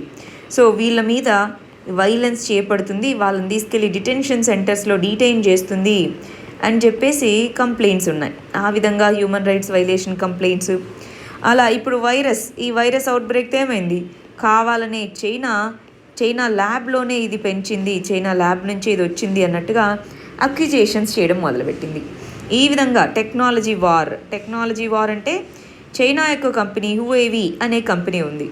ఈ హువేవీ అనేది 5G రాకుండా 5Gలో అది చాలా ఫాస్ట్గా టెక్నాలజీ డెవలప్ చేసింది. అది యుఎస్ఏ కంపెనీస్ కంటే అడ్వాన్స్డ్గా ఉంటున్నాయని చెప్పి దాని మీద బ్యాన్ని విధించడము, ఇలాంటివన్నీ జరుగుతూ ఉన్నాయన్నమాట. మరి ఇది కొత్త కోల్డ్ వార్కి దారి తీయచ్చు. ఆల్రెడీ 2 దేశాల మధ్య టెన్షన్స్ అనేవి పెరుగుతూ ఉన్నాయన్నమాట. కానీ అప్పట్లో కోల్డ్ వార్ 1లో ఉన్నంత ఇంటెన్సిటీ ఉండకపోవచ్చు. అప్పుడు ఆ 2 దేశాలే కదా. ఇప్పుడు మనమందరం ఉన్నాం కదా, చైనా రష్యా వాళ్ళిద్దరు కొట్టుకుంటూ ఉంటే వాళ్ళిద్దరే పవర్ఫుల్ కంట్రీస్కి ఎదగంతే ఎలాగా మనం కూడా ఉన్నాము. సో దీని యొక్క నేచర్ డిఫరెంట్. మన మెయిన్స్ పాయింట్ ఆఫ్ వ్యూలో ఏ విధంగా కోల్డ్ వార్ 2.0 దాని యొక్క నేచర్ మారుతుంది అన్నది గమనించాలి, రైట్? సో మరి ఇక్కడ రీసెంట్గా ఏమవుతుందంటే హాంకాంగ్లో ప్రొటెస్టులు జరుగుతూ ఉన్నాయి. మనం చైనా హాంకాంగ్ రిలేషన్స్ గురించి చదువుకున్నాం కదా. హాంకాంగ్లో ప్రొటెస్టులు జరుగుతూ ఉంటే దానికి యుఎస్ఏ సపోర్ట్ చేస్తుంది అని చెప్పేసి కావాలని యుఎస్ఏ అక్కడ ప్రొటెస్ట్లను వాళ్ళకి కావాలనే ఆద్యం పోస్తుంది అన్నట్టుగా చైనా క్రిటిసైజ్ చేయడము, ఇలాగ 2 దేశాల మధ్య రిలేషన్స్ చాలా లో పాయింట్కి రీచ్ అవుతున్నాయన్నమాట. నెక్స్ట్ ఆర్టికల్ వచ్చేసి డార్క్ వెబ్లో మనం నిన్న ఏం చదువుకున్నాము? కొన్ని జాబ్ పోర్టల్స్ నుంచి డేటాను డార్క్ వెబ్లో పెట్టారనుకున్నాం కదా. మరి దాంతోపాటు ఇంకొంచెం డేటా అనేది మన ఇండియాకి సంబంధించిన డేటా యాడ్ అయింది. దాంట్లో ఆధార్ కార్డు డేటా యాడ్ అయింది. 18 మిలియన్స్ ఇండియన్స్ యొక్క డేటా అనేది డార్క్ వెబ్లో ఫ్రీగా పెట్టారు అని చెప్తున్నారు. అసలు ఈ డార్క్ వెబ్ అంటే ఏంటి? దీన్ని సైబర్ సెక్యూరిటీలో చదువుకుంటాము. డైమెన్షన్ వచ్చేటప్పటికి సైబర్ థ్రెట్స్ అన్నటువంటి కాన్సెప్ట్ కింద చదువుకుంటాము. దీన్ని ఆల్రెడీ మనం లాస్ట్ సెషన్లో చదువుకున్నాం కదా. సైబర్ థ్రెట్స్ అనే వాటి యొక్క టైప్స్ చూసుకున్నాము. ఒకసారి అది రివిజన్ చేసుకుంటారా? ఫిషింగ్ అని, హ్యాకింగ్ అని, అవన్నీ టైప్స్ అనుకున్నాము. నెక్స్ట్ ఇక్కడ మనము డార్క్ వెబ్ అంటే ఏంటో ఒకసారి చూసి ఈ ఆర్టికల్లో ఏం చెప్తున్నారో చూద్దాము.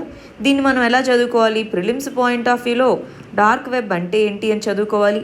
మెయిన్స్లో మనము సైబర్ సెక్యూరిటీ థ్రెట్స్ అని రాస్తున్నాం అనుకోండి, అక్కడ ఒక ఎగ్జాంపుల్గా ఇదిగో ఆధార్ డేటాని డార్క్ నెట్లో లేదా డార్క్ వెబ్లో పెట్టారు.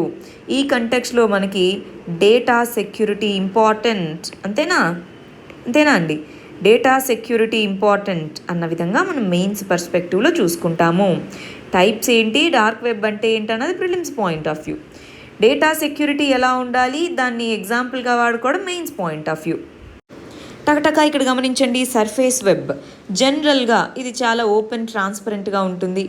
సో దీన్ని మనం సర్ఫేస్ వెబ్ అని అంటాం. మనం అందరం కూడా నార్మల్ సెర్చ్ ఇంజిన్స్తో దీన్ని ఇక్కడున్న డేటాని యాక్సెస్ చేసుకోవచ్చు కదా. గూగుల్, యాహూ ఇవన్నీ నార్మల్ సెర్చ్ ఇంజిన్స్. అలా కాకుండా డీప్ వెబ్, డార్క్ వెబ్ అని ఉంటుంది. ఈ డీప్ వెబ్ వచ్చేటప్పటికి యాక్సెస్ అనేది రెస్ట్రిక్టెడ్గా ఉంటుంది. సో రెస్ట్రిక్టెడ్ యాక్సెస్ ఉన్నటువంటిది అంటే కంపెనీస్, గవర్నమెంట్స్ అవి అందరికీ యాక్సెస్ ఇస్తాయా? లేవు. వాటి పోర్టల్స్ వాటికి సపరేట్గా ఉంటాయి, రెస్ట్రిక్టెడ్ యాక్సెస్ ఉంటుంది. అలా కాకుండా డార్క్ వెబ్కి వచ్చేటప్పటికి ఇక్కడ చాలా వరకు ఇల్లీగల్గా సోర్స్ చేసుకున్నటువంటి డేటాని ఇక్కడ స్టోర్ చేసుకోవడము, పొలిటికల్గా క్రిటిసిజం ఇవన్నీ ఉంటే దీంట్లో పెట్టుకోవడము, పొలిటికల్ క్రిటిసిజం కానీ కొన్నిసార్లు మనీ లాండరింగ్ ఇలాంటి యాక్టివిటీస్ ఉంటాయా, ఇలాంటివన్నీ కూడా దీంట్లో జరుగుతూ ఉంటాయన్నమాట. ఇనీషియల్గా మనకి క్రిప్టో కరెన్సీ గ్రోత్ ఇక్కడి నుంచే మొదలైంది, క్రిప్టో కరెన్సీ. సో ఇలాగ మనకి డార్క్ వెబ్ ఇక్కడ ఏం చేస్తుంటారంటే ఇల్లీగల్గా సోర్స్ చేసుకున్న డేటా, సైబర్ థెఫ్ట్ ఇవన్నీ చేసుకున్నాక ఆ డేటాను తెచ్చి ఇక్కడ పెడుతూ ఉంటారు. కొన్నిసార్లు సేల్కి పెడతారు, కొన్నిసార్లు ఫ్రీగా పెడతారు. మరి దీంట్లో మన పర్సనల్ సెన్సిటివ్ డేటా ఉంటే ఏమవుతుంది? మన ప్రైవసీ పోయినట్టేనా? సో అందుకని ఈ ఆర్టికల్లో ఏమన్నారంటే రీసెంట్గా 2000 మందికి సంబంధించిన ఆధార్ కార్డు డేటా అనేది దీంట్లో ఉంది. మధ్యప్రదేశ్కి సంబంధించిన 18 మిలియన్ ఇండియన్స్ యొక్క డేటాని దీంట్లో ప్లేస్ చేశారు లాస్ట్ 2 రోజుల్లోనే. దాంతోపాటు మనకు తెలుసు కదా, ఈ జాబ్ పోర్టల్స్లో ఉన్నటువంటి డేటా అనేది ప్లేస్ చేయడం జరిగింది. ఇక్కడ ఏమంటున్నారు, ఎలాస్టిక్ సర్చ్ అనేటటువంటి ఇదొక టూల్ అనమాట. మనకి యాహూ, గూగుల్ ఎలాగ సెర్చ్ ఇంజిన్సో అలాంటి ఒక టూల్, ఎలాస్టిక్ టూల్ని వాడి ఇలాగేమన్నా డేటాని యాక్సెస్ చేసుకునేలాగా పెట్టారా అని డౌట్గా ఉంది. కానీ ఇంకా మేము దీన్ని చూస్తున్నాము అని అన్నారు. మరి ఇండియాలో దీన్ని చూసే వాళ్ళు ఎవరు? దీనికి మనకి CERT, cyber emergency response team అని అంటాము. సో ఇది మనకి సైబర్ ఎమర్జెన్సీ రెస్పాన్స్ టీమ్ ఇలాంటి సైబర్ క్రైమ్స్ గురించి చూసుకుంటుంది. సరే, మనం ఇందాక మెయిన్స్ పర్స్పెక్టివ్లో ఏమన్నాము, డేటా సెక్యూరిటీ. మరి డేటా సెక్యూరిటీ ఇప్పుడు పోయినట్టే కదా, నేను ఎంతో నమ్మి డేటా ఇచ్చాను, ఆధార్ డేటా, మరి నా డేటా పర్సనల్ డేటాని తీసుకెళ్ళి అక్కడ పెట్టారు, ఏం చేయాలి? అందుకోసమే ఇండియాలో మనకి పర్సనల్ డేటా ప్రొటెక్షన్ లా అనేది ఉండాలి అని అంటున్నాము.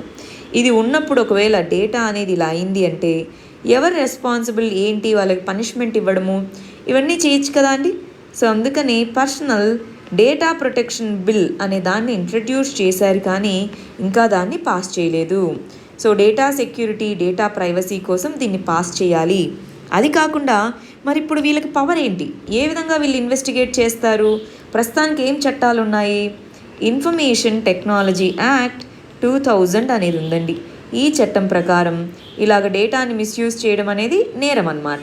సో ఒకవేళ వాళ్ళు మన ఇండియాలో ఉంటే పట్టుకుంటారు, మరి ఏదో కంట్రీలో ఎవరో చేసి డేటాను అక్కడ పెడితే మనకి జ్యూరిస్డిక్షన్ అంటే దానికి అక్కడ వెళ్ళి పనిష్మెంట్ ఇచ్చే అధికారం మనకుందా? జ్యూరిస్డిక్షనల్ ప్రాబ్లమ్స్ ఉన్నాయి.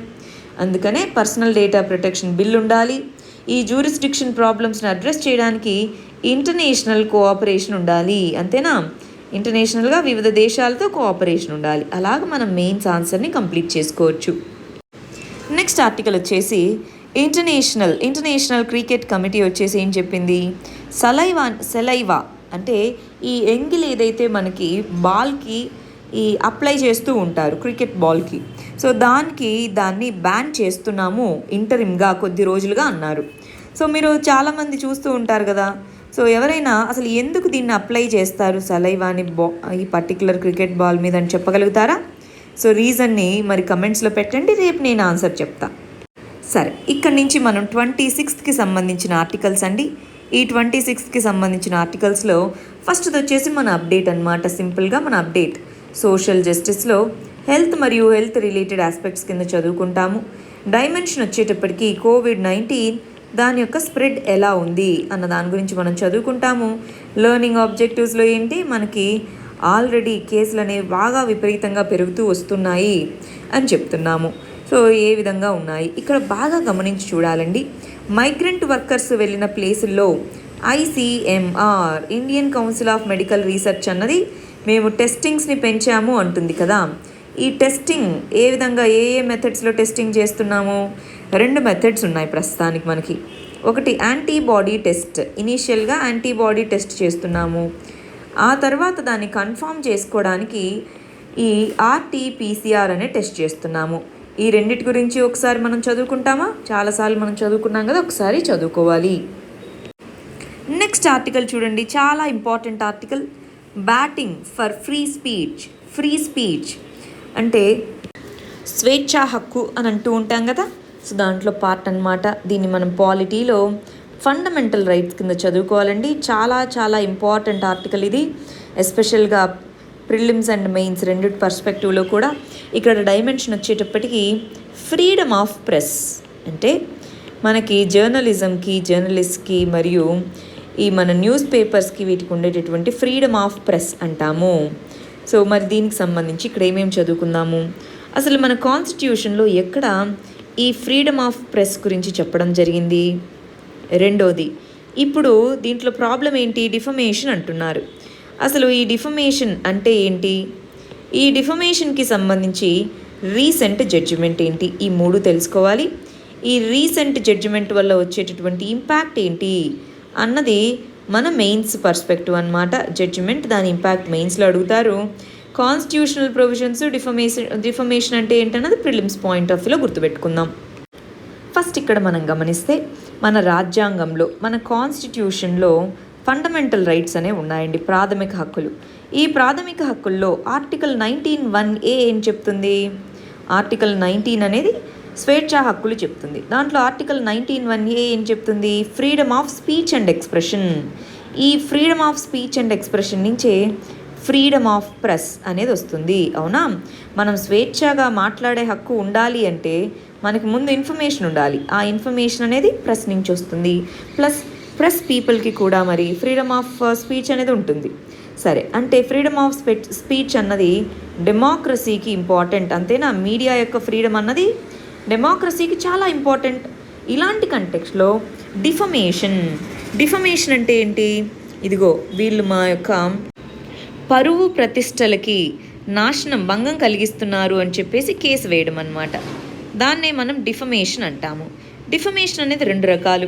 ఒకటి వచ్చేసి సివిల్ డిఫమేషన్, అంటే ఆ కేసులో సివిల్ కేసు అన్నమాట, జస్ట్ ఫైన్ కట్టేసి వదిలేస్తారు. రెండోది క్రిమినల్ డిఫమేషన్, అంటే వాళ్ళకి పనిష్మెంట్ అనేది పడుతుందన్నమాట. మరి ఈ డిఫమేషన్ ఇంకా ఇండివిజువల్ని బేస్ చేసుకొని ఇంకా 2 టైప్స్గా దీన్ని కేటగరైజ్ చేస్తాము. ఒకటి వచ్చేసి ఇండివిజువల్, ఒక ఇండివిజువల్ వెళ్ళి నాకు ఈ పర్సన్ ఈ విధంగా డిఫేమ్ చేస్తున్నాడని కేసు వేయచ్చు. లేదా గవర్నమెంట్ తరపు నుంచి ఇదిగో గవర్నమెంట్ని ఈ విధంగా డిఫేమ్ చేస్తున్నారని వెళ్ళి కేసు వేయచ్చు. మరి ఇప్పుడు కేసు ఏంటి? హైకోర్టులో, మద్రాస్ హైకోర్టు చెప్పిన జడ్జిమెంట్ అండి. మద్రాస్ హైకోర్టు వచ్చేసి Thiru N Ram, editor in chief, the Hindu versus union of India అన్నటువంటి కేసులో ఏం చెప్పింది? ఈ సెక్షన్ 192 దేంట్లో సిఆర్పిసి, క్రిమినల్ ప్రొసీజర్ కోడ్లో సెక్షన్ 192 అనేది ఒక స్పెషల్ ప్రొసీజర్ని సెటప్ చేస్తుంది. దేనికి సంబంధించి? అఫెన్సెస్. ఎవరికి సంబంధించి? గవర్నమెంట్ కానీ కాన్స్టిట్యూషనల్ ఫంక్షనరీస్ని కానీ వాళ్ళని డిఫేమ్ చేస్తే వాళ్ళకి పనిష్మెంట్ ఇవ్వబడుతుంది అన్న ప్రొసీజర్ సిఆర్పిసిలో సెక్షన్ 192లో చెప్తుంది. వాళ్ళకి పనిష్మెంట్ ఐపీసీ సెక్షన్ 499, 500 కింద ఇస్తారనమాట. అయితే ఇక్కడ ఏం చెప్తున్నారంటే, ఇదిగో ఇండివిజువల్లో అనుకోండి, వాళ్ళని క్రిటిసైజ్ చేయగానే వాళ్ళు వచ్చి డిఫమేషన్ కేసు వేసుకోవచ్చు. కానీ గవర్నమెంట్కి అలా కాదు. గవర్నమెంట్ అన్నది ప్రజల ద్వారా ఏర్పడినటువంటిది. సో అది క్రిటిసిజంని డిఫమేషన్గా తీసుకోవాల్సిన అవసరం లేదు. క్రిటిసిజం అంటే వేరు, డిఫమేషన్ అంటే వేరు. క్రిటిసిజం వర్సెస్ డిఫేమ్ అన్నది 2 వేరు. గవర్నమెంట్ యొక్క పాలసీ నచ్చలేదు, దాన్ని క్రిటిసైజ్ చేసే హక్కు ప్రతి ఒక్క పౌరుడికి ఉంది. అంటే క్రిటిసిజాన్ని డిఫమేషన్గా పెట్టి వాళ్ళ యొక్క నోరు మూయించేటటువంటి పనిని చేయకూడదు అని చెప్పి చాలా పిటిషన్స్ని ఒకేసారి 2011 నుంచి 2016 వరకు వచ్చిన పిటిషన్స్ మొత్తాన్ని మద్రాస్ హైకోర్టు కొట్టివేయడం జరిగింది ఈ పర్టికులర్ కేసులో. మరి ఇప్పుడు మెయిన్స్కి ఇంపార్టెంటేనా? సో క్రిటిసిజం వర్సెస్ డిఫమేషన్ అన్న కేసు వచ్చిందనుకోండి, అప్పుడు ఈ కేసు రాయాలి. Thiru N Ram editor in chief versus union of India అన్న కేసులో మద్రాస్ హైకోర్టు ఇలా చెప్పింది, క్రిటిసిజంని యాక్సెప్ట్ చేయాలి గవర్నమెంట్ అన్నది, రైట్? డిఫమేషన్గా చూడకూడదు ప్రతిసారి. అసలు వాళ్ళ యొక్క ఇంటెంట్ ఏంటో తెలుసుకోవాలి. వాళ్ళు నిజంగా దేనికోసం ఆర్టికల్ రాస్తున్నారు? ఓన్లీ గవర్నమెంట్ని ప్రజలందరి దృష్టిలో బ్యాట్ చేసేందుకే రాస్తున్నారా, లేదా నిజంగానే దాంట్లో మెరిట్ ఉందా? ఇవి చూసుకోకుండా ప్రతి ఒక్కరి మీద డిఫమేషన్ కేసు వేస్తే వాళ్ళు ఏ విధంగా ఫ్రీ స్పీచ్ అనేది ఉంటుంది? అది ఇక్కడ మద్రాస్ హైకోర్టు అడిగి ఆ పర్టికులర్ డిఫమేషన్ కేసులు ఏవైతే అందరి మీద పెట్టారో అవన్నీ కొట్టిపడేసింది అనమాట ఒకటేసారి. నెక్స్ట్ ఆర్టికల్ గమనించండి. ఆత్మ నిర్భర్ అభియాన్కి సంబంధించి గవర్నమెంట్ ఏదైతే చేయాలనుకుందో అది ప్రాపర్గా చేయలేదు. లిక్విడిటీ, మార్కెట్లో మనీ సప్లై అనేది దీనివల్ల పెరగదు, దీనివల్ల ఏం పెద్దగా ఇంపాక్ట్ అనేది రాదు అన్నట్టుగా చెప్తున్నారనమాట. దీనికి సంబంధించి మనం దీన్ని ఎకానమీలో ఎకనామిక్ రిఫార్మ్స్ అన్నటువంటి కాన్సెప్ట్ కింద చదువుకుందాం. మన డైమెన్షన్ వచ్చేసి ఆత్మ నిర్భర్ అభియాన్లో ఎకనామిక్ రిఫార్మ్స్. మరి ఇక్కడ ఏమేం చదువుకోవాలి? అసలు ఈ ఆత్మ నిర్భర్ అభియాన్ అనేటటువంటి ప్యాకేజ్ ఏంటి? అది మనకు తెలుసు కదా. ఇది మన ఎకానమీకి స్టిమ్యులస్ ఇవ్వడం కోసం 20 లక్షల కోట్లతో 20 lakh crores ఎకానమీని స్టిమ్యులేట్ చేసేందుకు గాను ప్రపోజ్ చేయబడింది. మరి దీనికి సంబంధించి చాలా మల్టీ సెక్టోరల్ రిఫార్మ్స్ అనేవి ప్రపోజ్ చేయబడ్డాయి, అవునా? మరి మల్టీ సెక్టోరల్ రిఫార్మ్స్ అన్న కంటెక్స్లో మనం చూస్తే ఏ విధంగా ఇది అనుకున్న గోల్ని రీచ్ అవుతుంది అన్నది అనాలిసిస్, అది మెయిన్స్ పర్స్పెక్టివ్లో. అసలు ఈ ఆత్మనిర్భర్ అభియాన్ ఏంటి, దాంట్లో ఏం రిఫార్మ్స్ ప్రపోజ్ చేశారు ప్రిలిమ్స్ పాయింట్ ఆఫ్ వ్యూలో ఒకసారి ఇక్కడికి వచ్చేయండి. గవర్నమెంట్ అనేది చెప్పినటువంటి 4 L's అనే వాటి గురించి చెప్పడం జరిగింది. 4L వీటిని మేము రిఫార్మ్ చేయబోతున్నాము అన్నారనమాట. అవేమేంటి? ల్యాండ్కి సంబంధించినవి, రెండోది లేబర్కి సంబంధించినవి, మూడోది లా అంటే చట్టాలకు సంబంధించిన రిఫార్మ్స్ చేస్తాము, నాలుగోది లిక్విడిటీ. సో వీటిని సరిచేయడమే మా ఆబ్జెక్టివ్ అన్నారు. మరి వీటికైతే రిఫార్మ్స్ ప్రపోజ్ చేశారు. లిక్విడిటీ కంటూ గవర్నమెంట్ చేసిన వాటిలో బాగా గమనించి చూస్తే బ్యాంకులో ఈ డబ్బులు ఇవ్వాలి, వీళ్ళ నుంచి ఇంత డబ్బులు వస్తాయి, వీళ్ళ నుంచి ఇంత డబ్బులు వస్తాయి అంటున్నారే కానీ గవర్నమెంట్ సైడ్ నుంచి ఎంత వస్తుంది అన్న దాని గురించి క్లారిటీ లేదు. MGNREGAకి స్పెండ్ చేస్తాము అన్నారు.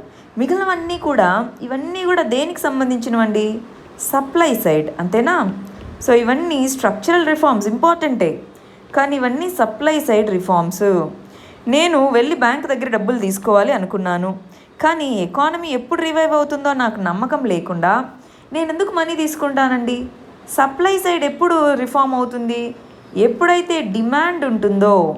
అంటే డిమాండ్ సైడ్ రిఫార్మ్స్ లేకుండా సప్లై సైడ్ రిఫార్మ్స్ సక్సెస్ఫుల్ అవ్వవు. డిమాండ్ రిఫార్మ్స్ ఉండాలి అంటే లిక్విడిటీని పెంచాలి. ఈ లిక్విడిటీని పెంచడానికి ఇన్కమ్ ట్రాన్స్ఫర్ స్కీమ్స్ కానీ ఇలాంటివి ఆలోచించండి అని అంటున్నారండి. ఇన్కమ్ ట్రాన్స్ఫర్స్ అవి ఆలోచించవచ్చు అన్నది ఇక్కడ చెప్తున్నటువంటి ఆర్టికల్. అయితే దీని రిలేటెడ్గానే మనకి రాజీవ్ కుమార్, ఈయన వైస్ చైర్మన్ అనమాట, దేనికి? నీతి ఆయోగ్కి. ఈయన రాశారు ఒక ఆర్టికల్. ఇది అసలు చాలా మంచి ప్యాకేజీ, చాలా మంచి బెస్ట్ ప్యాకేజీ ఉన్నట్టుగా రాశారనమాట. ఫస్ట్ ఇక్కడ గమనించాల్సింది ఏంటి? ప్యాకేజీలో 3 ఇంపార్టెంట్ కాంపోనెంట్స్ ఉన్నాయి. ఒకటి, హ్యూమన్ కాస్ట్ అనేది ఏదైతే ఉందో అది తగ్గించగలిగాము. అంటే ఏంటి? క్రైసిస్ని మేము ఆపర్చునిటీగా మార్చుతున్నాము. ఎవరైతే వల్నరబుల్గా ఉన్నారో వాళ్ళని ప్రొటెక్ట్ చేయడం కోసమే ఈ పర్టికులర్ ప్యాకేజ్ వచ్చింది అన్నట్టుగా చెప్తున్నారు. సో అటు ఎకానమీని స్టిమ్యులేట్ చేస్తూ ఇటు పీపుల్ని కూడా పైకి తీసుకొని వచ్చేందుకు, అభివృద్ధి పథంలో తీసుకొచ్చేందుకే ఇది అన్నారు. దానికోసమే కదా మేము మైగ్రెంట్ వర్కర్స్ కోసం శ్రామిక్ ట్రైన్స్ వేసాము, బస్సులు వేసాము, అక్కడ MGNREGAని పెంచాము, ఇవన్నీ చెప్పారు. రెండోది, లిక్విడిటీని దీన్ని పెంచడం కోసమే కదా మొరటోరియం, అంటే మీరేం 3 నెలల దాకా లోన్ చెల్లించాల్సిన అక్కర్లేదు, MSMEస్కి స్పెషల్గా కొన్ని ప్రొవిజన్స్ చెప్పాము, NBFCస్కి ప్రొవిజన్స్ చెప్పాము, TDS tax deduction at source, TCS tax collection at source రేట్లు తగ్గించాము, పిఎఫ్ రేట్స్ అవన్నీ కూడా మేము భరిస్తామని చెప్పాం కదా. సో అంటే రెండోది కూడా బెస్ట్గా ఉంది. మూడోది స్ట్రక్చరల్ రిఫార్మ్స్, అగ్రికల్చర్లోనూ వీటన్నిటిలోనూ అగ్రికల్చర్ కానివ్వండి, మ్యానుఫ్యాక్చరింగ్లో కానివ్వండి, డిఫెన్స్లో కానివ్వండి రిఫార్మ్స్ ప్రపోజ్ చేశాం కదా. అవన్నీ కలిసి మన దేశాన్ని ఆర్థికంగా ముందుకు తీసుకెళ్తాయి అన్నట్టుగా చెప్తున్నారు. మరి ఇందాక మనం చూసిన ఆర్టికల్కి ఇక్కడ మనం చూసిన ఆర్టికల్కి చూసారా వ్యత్యాసం ఉందా లేదా? మనం 2 పాయింట్స్ని గుర్తుపెట్టుకుంటాం. ఎగ్జామ్లో వాళ్ళు క్రిటికల్గా అనలైజ్ చేయండి అంటారు, అప్పుడు మనం దానికున్న పాజిటివ్స్ని రాయాల్సి వస్తుంది, దానికున్న నెగిటివ్స్ని రాయాల్సి వస్తుంది. సో అలాంటి టైంలో ఈ 2 గుర్తుపెట్టుకోవాలండి పాయింట్స్. నెక్స్ట్ గమనించాలి, జమ్మూ అండ్ కాశ్మీర్ పాలసీ ఏదైతే ఉందో దానికి మనం హెవీ ప్రైస్ అన్నది పే చేయాలి. అక్కడ సేఫ్టీ కానీ, సెక్యూరిటీ కానీ, పీస్ కానీ ఇప్పట్లో వచ్చే పరిస్థితి లేదు అని చెప్తున్నారు. ఇంటర్నల్ సెక్యూరిటీ కింద చదువుకుంటాము. దీని కింద డైమెన్షన్ వచ్చేటప్పటికి జమ్మూ అండ్ కాశ్మీర్ అక్కడ ఉన్నటువంటి పీస్ ప్రాసెస్ గురించి ఇక్కడ చెప్తున్నారు. రీసెంట్గా ఏమైంది, అసలు ఇది ఎందుకు న్యూస్లో ఉంది? డొమిసైల్ పాలసీ అంటే అక్కడ ఎవరు పర్మనెంట్ సిటిజన్స్ ఎవరు కాదు అన్నట్టుగా డిసైడ్ చేసేటటువంటి రూల్స్ ఏవైతే ఉంటాయో వాటిని డొమిసైల్ రూల్స్ అంటాము. ఆ డొమిసైల్ రూల్స్ని ప్రపోజ్ చేశారు. అసలు డొమిసైల్ అంటే ఏంటి, ఇందాకన్నా కదా పర్మనెంట్ రెసిడెన్స్. ఆ రూల్స్ ఏంటి అన్నది ప్రిలిమ్స్ పాయింట్ ఆఫ్ వ్యూలో. ఇంతకుముందు మనకి ఆర్టికల్ 35A అని ఉండేదండి. ఈ ఆర్టికల్ 35Aని ఆర్టికల్ 370ని మనం లాస్ట్ ఇయర్ తీసేసాం. దాంతోపాటు దీన్ని కూడా పని చేయకుండా చేశాము. అప్పుడు ఇంతకుముందు అయితే ఆర్టికల్ 35A కింద ఎవరు పర్మనెంట్ రెసిడెంట్స్, వాళ్ళకి ఎవరు స్పెషల్ పవర్స్ ఉంటాయి అని చెప్పి ఆ స్టేట్ లెజిస్లేచర్ గుర్తించేది. ఇప్పుడు సెంట్రల్ గవర్నమెంట్ ద్వారా కొత్త రూల్స్ ప్రపోజ్ చేశారు. రెండోది, సరే ఇన్ని చేశాం కదా మంచిగా వస్తుందని, అక్కడ ఏ విధమైనటువంటి ఇంపాక్ట్ మనకు కనిపిస్తుంది అన్నది మనం చూడాలి అంటున్నారు. ఇక్కడ గమనించాలండి, కాంట్రవర్షియల్ ఇష్యూస్ మీద చాలా వరకు మనకు క్వశ్చన్స్ రావన్నమాట. కాకపోతే ఇక్కడ జమ్మూ అండ్ కాశ్మీర్ సిచ్యువేషన్ చాలా వరుసగా మారుతుంది. మనకి లాక్డౌన్ 3 నెలల నుంచి ఉంటేనే ఇలా ఉందే, అక్కడ వాళ్ళకి ఆల్మోస్ట్ ఆగస్ట్ నుంచి అంటే 8 నుంచి 9 మంత్స్ వరకు ఉంది. అక్కడ ఎకనామిక్ యాక్టివిటీ ఎలా ఉండొచ్చో ఒకసారి గమనించండి. ఎకనామిక్ యాక్టివిటీ ఎప్పుడైతే తగ్గిపోతుందో పీపుల్లో ఇంకా క్రిటిసిజం, డిసెంట్ అనేది పెరుగుతాయి. డిస్అఫెక్షన్ అంటాం టెక్నికల్గా ఆ పదాన్ని. ఈ డిస్అఫెక్షన్ అనేది ఇంకా పెరుగుతుంది కదా. వైలెన్స్ ఏమైనా తగ్గిందా?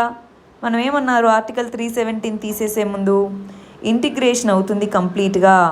సో ఇంటిగ్రేషన్ అవుతుంది, దాంతో పీస్ అనేది వస్తుంది అన్నారు. తీసేసి ఇన్ని రోజులు అవుతున్నా ఎందుకు శాంతి ప్రక్రియలు అక్కడ నెలకొల్పలేకపోతున్నాయి? ఇప్పుడు అక్కడ సిచ్యువేషన్ వచ్చేసి డబుల్ లాక్డౌన్. అది ఒకటి సెక్యూరిటీ లాక్డౌన్, ఒకటి కరోనా వైరస్ లాక్డౌన్. రెండోది పొలిటికల్ వాయిస్, అక్కడ జెన్యూన్గా పొలిటికల్ పార్టీస్ ఏవైతే ఉన్నాయో ఆ పొలిటికల్ పార్టీస్కున్న వాయిస్ని నొక్కేశారు. అప్పుడు ఎక్స్ట్రీమిస్ట్ గ్రూప్స్ ఉంటాయి కదా, వాళ్ళు ఎక్కువ అడ్వాంటేజ్ తీసుకుంటారు. లెజిటిమేట్ పొలిటికల్ పార్టీస్ని ఎంటర్టైన్ చేయట్లేదు. మూడోది, దానికి ఉన్నటువంటి స్పెషల్ పవర్స్, స్పెషల్ ఫీచర్స్ ఏవైతే ఉన్నాయో అవన్నీ తీసేస్తూ ఉన్నాము. మనం ఇక్కడ గమనించాలి, మనకి రిజర్వేషన్స్ ఎందుకు ఇస్తున్నారండి? అందరినీ ఒకటేలాగా ట్రీట్ చేయొచ్చు కదా. ముందు ఉన్నటువంటి సోషల్ హిస్టారికల్ కండిషన్స్ని బట్టి ఇస్తున్నాం, అవునా? మరి అలాగే స్టేట్స్కి కూడా స్పెషల్ ప్రొవిజన్స్ అనేది ఎందుకు ఉండకూడదు? నార్త్ ఈస్ట్లో ఉన్నాయి కదా, నార్త్ ఈస్ట్లో స్పెషల్ ప్రొవిజన్సే ఉన్నాయి. మరి అలాంటప్పుడు జమ్మూ అండ్ కాశ్మీర్కి కూడా ఎందుకు ఉండకూడదు? దాన్ని ఇండియాలో కంప్లీట్గా ఇంటిగ్రేషన్ చేసుకునేదాకా మనం చూడాలి, కానీ అక్కడున్న పీపుల్ని ఇంకా డిసెఫెక్ట్ అయ్యేలాగా చూడకూడదు. దానివల్ల ఏమవుతుంది, ఓవరాల్గా పీపుల్ అనేవాళ్ళు అక్కడ టెర్రరిజం, ఎక్స్ట్రీమిజం పెరుగుతున్నాయి కానీ తగ్గుతూ వస్తుందా? ఆలోచించాలి దీని గురించి. ఇలాంటి పాయింట్స్ మనము ఎక్కడైనా ఎస్సేస్లో అలాగా వాడుకోవచ్చు అన్నమాట. నెక్స్ట్ ఆర్టికల్ వచ్చేసి ఇండియా అనేది క్రూడ్ ఆయిల్ సప్లైస్లో డిస్రప్షన్స్ రాబోతున్నాయి, అయినా కూడా మనకు తట్టుకొని నిలబడగలేటువంటి పవర్ ఉంది, ఆల్రెడీ మనం ఆ నిలబడి చూపించాం కూడా అంటున్నారనమాట. దీనికి సంబంధించి దీన్ని మనం ఇండియాలో ఉన్నటువంటి ఎకనామిక్ ఎనర్జీ సెక్యూరిటీ అన్నదాని కింద చదువుకుందామండి. ఎకానమీలో ఎనర్జీ అన్నదాని కింద చదువుకుందాము. ఇక్కడ ఎనర్జీ సెక్యూరిటీ ఎలా ఉంది, ఆ ఎనర్జీకి సెక్యూరిటీకి సంబంధించినటువంటి పాయింట్స్ ఏంటి అన్నది మనం చూద్దాం. ఇక్కడ ఒక ఇంపార్టెంట్ పాయింట్, నాకు బాగా నచ్చిన పాయింట్ ఏంటంటే అండి, ఈ ఆర్టికల్లో మన మినిస్టర్ మాట్లాడుతూ ఏమన్నారంటే, ఇప్పుడు రివర్స్ మైగ్రేషన్ అయింది కదా, ఏం చేద్దామంటారు అని. సో అసలు మైగ్రేషన్కి ముందు కారణాలేంటి? జాగ్రఫికల్గా అన్ఈక్వల్ డిస్ట్రిబ్యూషన్ ఉంది, అందుకే కదా యూపీ, బీహార్, ఒడిస్సా నుంచి ఎక్కువ మంది ఎందుకు వస్తున్నారు? జాగ్రఫికల్గా అన్ఈక్వల్ గ్రోత్ అనేది ఉంది, అన్ఈక్వల్ డెవలప్మెంట్ అనేది ఉంది. దాన్ని అడ్రస్ చేస్తే ఇంత హ్యూజ్ స్కేల్లో మైగ్రేషన్ ఎందుకు అయ్యి ఉండేది? సో దాని గురించి మాట్లాడారు. దాని గురించి ఏం మాట్లాడలేరు, ఈ ఒక్క పదమే చెప్పారు. ఇది మనకు ఒక థాట్ ప్రొవోకింగ్ ఐడియా అన్నమాట. ఎందుకని అన్ఈక్వల్ డెవలప్మెంట్కి మైగ్రేషన్కి ఉన్న లింక్ గమనించండి, ఒకసారి ఆలోచిస్తారా? అన్ఈక్వల్ డెవలప్మెంట్కి మైగ్రేషన్కి ఉన్న లింక్ ఏంటి? దాన్ని మనం ఏ విధంగా బ్రేక్ చేయాలి? అంటే ఈక్వల్ డెవలప్మెంట్ తీసుకొని వస్తే ఇంత లెవెల్లో మైగ్రేషన్ ఉండదు కదా. రెండోది ఎనర్జీ సెక్యూరిటీ గురించి ఎక్కువగా ఈ ఆర్టికల్లో మాట్లాడారు. సో ఫస్ట్ దాని గురించి మనం ఆలోచించాలి. నెక్స్ట్ ఎనర్జీ సెక్యూరిటీ అంటే ఏంటో ఇప్పుడు చూద్దాం. ఈ ఎనర్జీ సెక్యూరిటీ అనే ఐడియాని మనం మెయిన్స్లో బాగా వాడుకోవచ్చండి. ఎలాగంటారు? ఎనర్జీ అనేది ఎప్పుడూ కూడా అవైలబుల్గా ఉండాలి మనకి, అవునా? క్రూడ్ ఆయిల్ ఇవన్నీ అవైలబిలిటీ ఉండాలి. రెండోది అఫోర్డబిలిటీ ఉండాలి, అవునా? మనం కొనుక్కోగలగాలి దాన్ని, అఫోర్డబిలిటీ ఉండాలి. మూడోది సస్టైనబుల్గా ఉండాలి, అంటే ఎన్విరాన్మెంట్కి నష్టం కలిగించే విధంగా ఉండకూడదు, సస్టైనబుల్గా ఉండాలి. దాన్నే మనం ఎనర్జీ సెక్యూరిటీ అని అంటాము. మరి ఈ కంటెక్స్లో మనకు అవైలబుల్గా ఉన్నది ఉందా? తక్కువే ఉంది. అఫోర్డబిలిటీ అయితే తీసుకొని వచ్చాము, సస్టైనబిలిటీనూ లేదు. మరి ఇలాంటి దాంట్లో గల్ఫ్ కంట్రీస్లో ఉన్నటువంటి అన్సర్టనిటీస్ లాస్ట్ ఇయర్ నుంచి మనం చూస్తున్నాం. ఈ గల్ఫ్ కంట్రీస్లో ఉన్నటువంటి అన్సర్టనిటీస్, సౌదీ ఇరాన్ మధ్య గొడవ, ఇరాన్ యుఎస్ఏ మధ్య గొడవ, అదొకటి. రెండోది oil price wars, oil price మధ్యలో వార్ అనేది జరుగుతూ ఉంది, రష్యా, సౌదీ అరేబియా. అది ఇప్పుడు డిమాండ్, ఆయిల్ డిమాండ్ స్లంప్ అయింది, ఆయిల్కి సంబంధించి డిమాండ్ పడిపోయింది సడన్గా కోవిడ్ రావడం వల్ల. నాలుగోది ర్యాండమ్ డిస్క్రిషనరీ ప్రైసెస్, ఎవరైతే ప్రొడ్యూస్ చేస్తున్నారో ఆయిల్, ఎస్పెషల్గా క్రూడ్ ఆయిల్, వాళ్ళు ఇష్టం వచ్చినట్టుగా డిస్క్రిషనరీ లెవెల్లో ప్రైసెస్ పెట్టుకుంటున్నారు. ఓవరాల్గా 80% క్రూడ్ ఆయిల్ రిక్వైర్మెంట్స్ మనకి ఏవైతే ఉన్నాయో ఇండియాలో, మనం crude oil 80% crude oil requirements దేని ద్వారా మనకి అందుతున్నాయి? ఇంపోర్ట్స్ ద్వారానే మనకి 80% క్రూడ్ ఆయిల్ రిక్వైర్మెంట్స్ అవుతున్నాయి. మరి క్రూడ్ ఆయిల్కి మనం ఇంపోర్ట్ చేసుకోవడానికి ఉన్న ప్రాబ్లమ్స్ ఇవన్నీ, ఇన్ని ఉన్నప్పటికీ కూడా లాస్ట్ ఇయర్ మనం బెటర్గానే మేనేజ్ చేయగలిగాము అన్నారు. ఇప్పుడేంటి? ఆయిల్ ప్రైసెస్ తగ్గిపోయినాయి కదా, ఎందుకు మీరు తగ్గించట్లేదు అని అడిగితే మళ్ళీ అవి పెరగచ్చు. ఇప్పుడు దీని నుంచి వచ్చేటటువంటి మనీ ఏదైతే ఉందో అది బఫర్గా వాడుకొని దాన్ని మేము వెల్ఫేర్ స్కీమ్స్కి వీటికి వాడుకుంటాము. ఆల్రెడీ రెవెన్యూస్ అన్నవి చాలా తక్కువ అయిపోయినాయి, అందుకని మేము దాని మీద వేసేటటువంటి టారిఫ్స్ని తగ్గించట్లేదు. అది ఇక్కడ చెప్పినటువంటివండి. ఇవి మనం గుర్తుపెట్టుకోవాలి. ఎనర్జీ సెక్యూరిటీ అంటే ఏంటి, దానికి మనకున్నటువంటి కన్స్ట్రెయింట్స్ ఏంటి, ఎస్పెషల్గా క్రూడ్ ఆయిల్కి సంబంధించి, ఇవి మెయిన్స్ పాయింట్ ఆఫ్ వ్యూలో గుర్తుపెట్టుకొని రాసుకుంటాం. నెక్స్ట్ ఆర్టికల్ చూడండి. రివర్స్ మైగ్రేషన్ అనేది ఏదైతే ఉందో అది ఎకానమీని ఒక 15 సంవత్సరాలు వెనక్కి తీసుకెళ్తుంది. మనం అచీవ్ చేసినటువంటి ఎకనామిక్ డెవలప్మెంట్ని అంటున్నారు. అదేంటి, అది ఎలా జరుగుతుందో చూద్దాం. దీన్ని మనం దేని కింద చదువుకుందాం? సోషల్ జస్టిస్లో సొసైటీ ఇష్యూస్లో మైగ్రేషన్ అనేది ఇంపార్టెంట్ ఇష్యూ అండి. ఇక్కడ మనకి migrant issue crisis, migrant crisis అన్నది మనకు ఉన్నటువంటి డైమెన్షన్. ఇక్కడ ఏం చెప్తున్నారు? ఒకటి, స్టిమ్యులస్ ప్యాకేజ్ని కంపేర్ చేస్తున్నారు. స్టిమ్యులస్ ప్యాకేజ్, ఇప్పుడు ఏదైతే గవర్నమెంట్ అనౌన్స్ చేసిన ఈ స్టిమ్యులస్ ప్యాకేజ్ ఉందో దాన్ని 2008లో కూడా ఒక స్టిమ్యులస్ ప్యాకేజ్ ఇచ్చారు ఇలాంటిది. సో దాని కంపారిజన్ ఏంటి, ఈ రివర్స్ మైగ్రేషన్ యొక్క ఇంపాక్ట్ ఏంటి, ఇవి రెండు కూడా మెయిన్స్ పాయింట్స్ వేయండి. సో రివర్స్ మైగ్రేషన్ యొక్క ఇంపాక్ట్ ఏంటి అన్నది స్పెసిఫిక్గా మనకి మెయిన్స్ పాయింట్ ఆఫ్ వ్యూలో చదువుకుంటాం. స్టిమ్యులస్ ప్యాకేజ్ కంపారిజన్ ప్రిలిమ్స్కి కూడా అడగచ్చు అనమాట. అప్పట్లో ఎలా ఉంది, ఇప్పట్లో ఎలా ఉందని కొన్ని స్టేట్మెంట్స్ ఇచ్చి అడగచ్చు. ఫస్ట్ ఇక్కడ మనం గమనించాల్సింది ఏంటంటే, మనకి 2008లోనూ ఇలాంటి ఫిస్కల్ ప్యాకేజ్ని అనౌన్స్ చేశారు, స్టిమ్యులస్ ప్యాకేజ్ని. ఇప్పుడు అంటే 2020లోనూ స్టిమ్యులస్ ప్యాకేజ్ని అనౌన్స్ చేశారు. ఏంటి తేడా? అసలు అప్పుడు కాజ్ ఏంటి?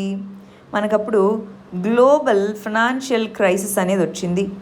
సో చాలా యూరోపియన్, అమెరికన్ కంట్రీస్లో గ్రోత్ ఇవి పడిపోవడంతో అన్ని కంట్రీస్ మీద ఇంపాక్ట్ వచ్చి గ్లోబల్ ఫైనాన్షియల్ క్రైసిస్. ఇప్పుడు మనకి కోవిడ్-19 వల్ల ఎకానమీ స్లో డౌన్ అయింది. అప్పుడు గ్లోబల్ ఫైనాన్షియల్ క్రైసిస్ వల్ల స్లో డౌన్ అయితే ఇప్పుడు కోవిడ్-19 వల్ల అయింది. మరి అప్పుడున్న సిచ్యువేషన్ ఎలాంటిది? అప్పుడు మనకి గ్రోత్ ఇండికేటర్స్ ఏవైతే ఉన్నాయో ఈ గ్రోత్ అనేది పడిపోతూ వస్తుంది అని చెప్పేసి దీన్ని రివైవ్ చేయాలి అన్నారు. సో గ్రోత్ రివైవల్ అన్నది ఇక్కడ ఆబ్జెక్టు, ఇక్కడ రెండిటికి కూడా ఆబ్జెక్టు గ్రోత్ రివైవల్ అన్నమాట. సరే, మరి ఏ విధంగా అప్పట్లో సిచ్యువేషన్, ఏ విధంగా అప్పుడు ప్యాకేజ్ని అనౌన్స్ చేశారు, అప్పుడు ఏ విధంగా జరిగింది అంటే అప్పట్లో బెటర్ పొజిషన్ ఉండింది గవర్నమెంట్ దగ్గర. వాళ్ళకి ఇన్వెస్ట్మెంట్ రేషియో కానివ్వండి, లేదా ఎంప్లాయ్మెంట్ రేషియో కానివ్వండి, ఇవన్నీ కూడా బాగున్నాయి. క్రైసిస్ వచ్చే టైంకి ఇవన్నీ కూడా బాగానే ఉన్నాయి. దాంతో ఎక్కువ మనీని, ఫిస్కల్ స్టిమ్యులస్ని అందించగలిగారు. ఎందుకని? ముందుగానే గ్రోత్ కూడా బాగుండింది కాబట్టి వాళ్ళ దగ్గర మనీ ఉండింది, ఫిస్కల్ స్టిమ్యులస్ని అందించారు. కానీ ఇక్కడ 2016 నుంచి చూస్తే ఇన్వెస్ట్మెంట్ రేషియో అన్నది పడిపోవడం మొదలుపెట్టింది. అవునా? ఇన్వెస్ట్మెంట్ రేషియో అన్నది డిమానిటైజేషన్, జిఎస్టీ తర్వాత పడిపోవడం మొదలుపెట్టింది. సో అన్ఎంప్లాయ్మెంట్ ఆల్రెడీ అసలు ఈ కరోనా వైరస్కి సంబంధించి క్రైసిస్ రాకముందే అన్ఎంప్లాయ్మెంట్ ఎక్కువగా పెరిగింది అని చదువుకున్నాం, గుర్తుందా? సో అన్ఎంప్లాయ్మెంట్ ఇవన్నీ ఎక్కువగా ఉన్నాయి. ఇలాంటి కంటెక్స్లో ఫిస్కల్ స్టిమ్యులస్ ఇచ్చేందుకు ఫిస్కల్ స్పేస్ ఏదైతే ఉందో అది చాలా తక్కువగా ఉంది గవర్నమెంట్. అందుకే ఇప్పుడు గవర్నమెంట్ అనౌన్స్ చేసిన మెజర్స్లో ఫిస్కల్ స్టిమ్యులస్ కాదది, ఎకనామిక్ స్టిమ్యులస్, గవర్నమెంట్ సైడ్ నుంచి వచ్చే మనీ కాదది. ఓవరాల్ ఎకానమీలో ఈ రిఫార్మ్స్ తీసుకుంటే ఎక్కువ మనీ వస్తుంది అన్నట్టుగా చెప్పారు. కానీ అప్పట్లో ఫిస్కల్ స్టిమ్యులస్ తీసుకోవడానికి ఎక్కువ స్కోప్ అనేది ఉన్నింది. ఆప్షన్స్ అనేవి చాలా ఉన్నాయి. ఇప్పుడు ఆప్షన్స్ అనేవి చాలా తక్కువగా ఉన్నాయి. అది ఆ రెండింటినీ కంపేర్ చేస్తూ అన్నమాట. దీన్ని ప్రిలిమ్స్ పాయింట్ ఆఫ్ వ్యూలో గుర్తుపెట్టుకోండి. రెండో విషయం ఏంటి డిస్కస్ చేసిన దాంట్లో? రివర్స్ మైగ్రేషన్ అంటే ఏంటి? ఇక్కడ అర్బన్ నుంచి రూరల్కి వెళ్ళడం. మామూలుగా మైగ్రేషన్లో రూరల్ ఏరియాస్ నుంచి అర్బన్ ఏరియాస్కి వస్తుంటే ఇక్కడ అర్బన్ ఏరియాస్ నుంచి తిరిగి వాళ్ళ ప్రాంతాలకి రూరల్, సెమీ అర్బన్కి వెళ్ళిపోతున్నారు. మరి దీనివల్ల ఏమవుతుంది? అక్కడ వేజెస్ అనేవి అర్బన్తో పోలిస్తే తక్కువే ఉంటాయి కదా. సో వేజెస్ తక్కువ అవుతాయి. ఆల్రెడీ మనకి డిస్గైజ్డ్ అన్ఎంప్లాయ్మెంట్ అనేది ఉంది, అవునా? అగ్రికల్చర్లో డిస్గైజ్డ్ అన్ఎంప్లాయ్మెంట్ అనేది ఉంది. సో అది ఇంకా పెరుగుతుందా తగ్గుతుందా? ఎక్కువ మంది ఉన్నారు, పెరుగుతుంది. దాంతోపాటు ల్యాండ్ ఫ్రాగ్మెంటేషన్, అగ్రికల్చరల్ ల్యాండ్ అనేది ముందే ఫ్రాగ్మెంటెడ్గా ఉంది. ఇప్పుడు మళ్ళీ దాని మీద బర్డన్ పెరుగుతుంది. అందరూ కొంతమంది అయినా అగ్రికల్చర్ వైపు వెళ్తారు.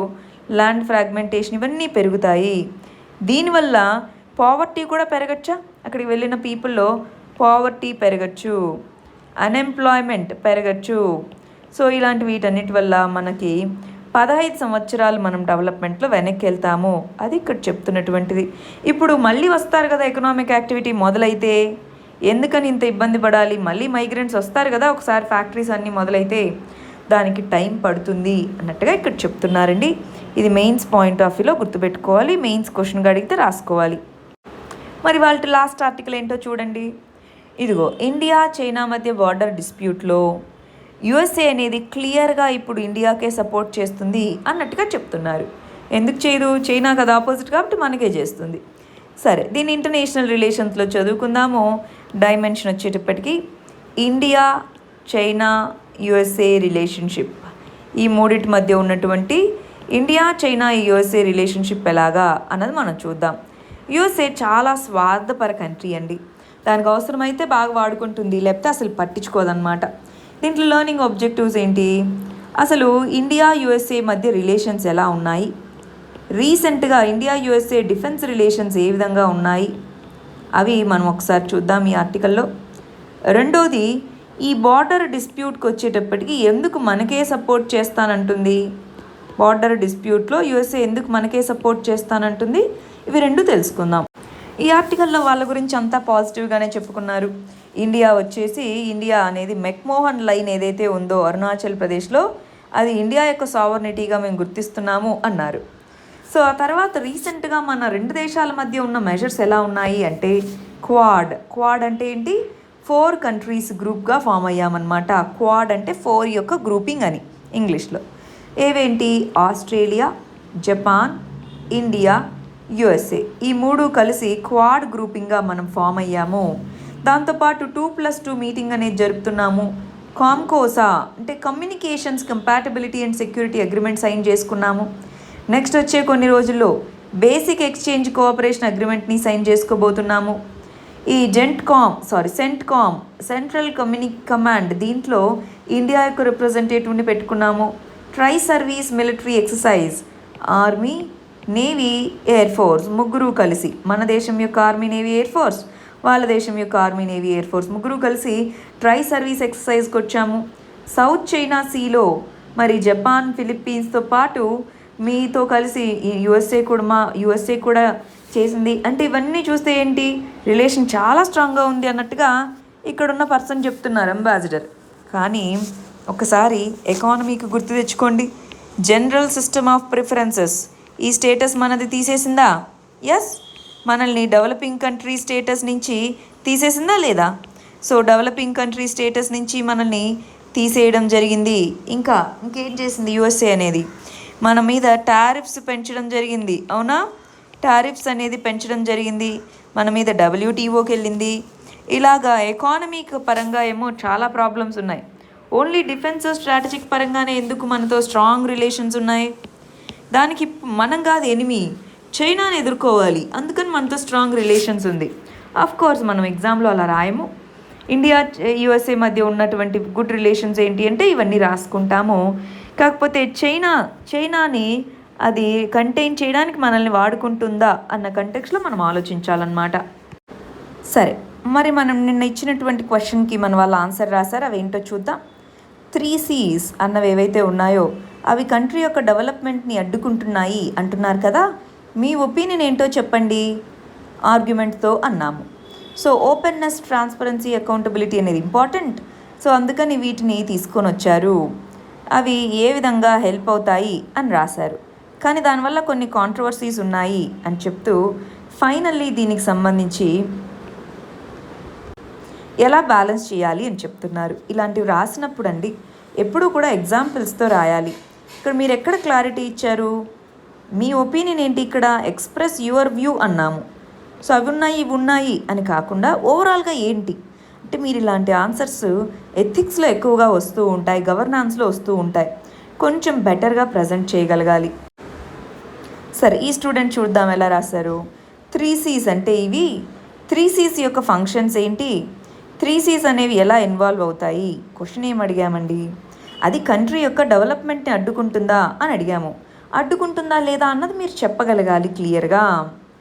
ఎందుకు అడ్డుకుంటుంది అంటున్నాము, లేదు అది అడ్డుకోవట్లేదు అంటే అడ్డుకోవట్లేదని ఎందుకో మీరు రాయాలి. ఆ ఆర్గ్యుమెంట్స్ని రాయాలి. మీరు క్వశ్చన్ యొక్క స్కోప్ని సరిగా అడ్రస్ చేయలేదు, ఒక్కసారి చూసుకోవాలి. ఇక్కడ చూడండి, రీసెంట్గా ఇలా క్రిటిసిజం వచ్చిందండి. రోల్ ఆఫ్ 3 C's ఏంటి, అది రియల్లీ ఇంపీడింగ్, అవి ఇంపీడ్ అవుతున్నాయా, ఇది క్వశ్చను. కానీ ఇప్పుడు మీరు ఇదంతా రాయడం ఉంది చూసారా. సో దీంట్లో ఇంటిగ్రేట్ చేసుకోవాలండి. దీన్ని సపరేట్గా ఇలా రాయకూడదు. ఎప్పుడు ఆన్సర్కి ఒక ఫ్లో అనేది ఉండాలి. ఆ ఫ్లోలో మీరు ఎగ్జాంపుల్స్ రాసుకోవాలి, కానీ సపరేట్గా దాని రోల్ అని సపరేట్గా రాసుకోవడము అలా చేయొద్దు. అవి ఇంపీడ్ అవుతున్నాయి, అవి నష్టాన్ని కలగజేస్తున్నాయంటే ఎందుకో రాయండి, లేదంటే చేయట్లేదని రాయండి. అర్థమవుతుందా? వే ఫార్వర్డ్లో ఏం చెయ్యాలి అని రాస్తున్నారు. మీరు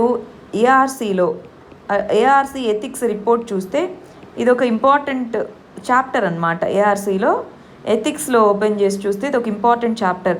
అది ఒకవేళ మీరు చదివితే ఇంకా బాగా రాయగలుగుతారు. రైట్, ఇక్కడ గమనించండి. రీసెంట్గా ఇలా అన్నారు. ఇంట్రొడక్షన్ చూడండి, ఇదంతా ఇంట్రొడక్షనేనా? ఎప్పుడు ఏమనుకున్నాము, 30 to 40 వర్డ్స్లో ఇంట్రొడక్షన్ రాయాలి అనుకున్నాము. సో బ్యాంకింగ్ అని మాత్రమే మనం ఎక్కడ చెప్పామండి? క్వశ్చన్లో బ్యాంకింగ్ అని ఉందా ఎక్కడన్నా? ఓవరాల్ డెవలప్మెంట్ అన్నాము. కరెంట్ అఫైర్స్లో బ్యాంకింగ్ వచ్చిందండి, క్వశ్చన్లో ఓవరాల్ డెవలప్మెంట్ అన్నాము. సో అప్పుడు మీరు రాసినవి ఏమవుతాయి, చాలా సూపర్ఫిషియల్గా అవుతాయన్నమాట. ఓవరాల్ డెవలప్మెంట్ అన్నది దృష్టిలో పెట్టుకొని రాసుకోండి, సరేనా? కరెక్ట్గా క్వశ్చన్కి స్కోప్ అడ్రస్ చేయాలి, ప్రజెంటేషన్ని ఇంప్రూవ్ చేసుకోవాలి, ఇంకా బెటర్గా రాయాలి. నెక్స్ట్ ఇక్కడ గమనించండి, ఆర్థిక వ్యవస్థలో బ్యాంకింగ్ అనేది. సో ఆర్థిక వ్యవస్థ అని మనం ఇచ్చామా?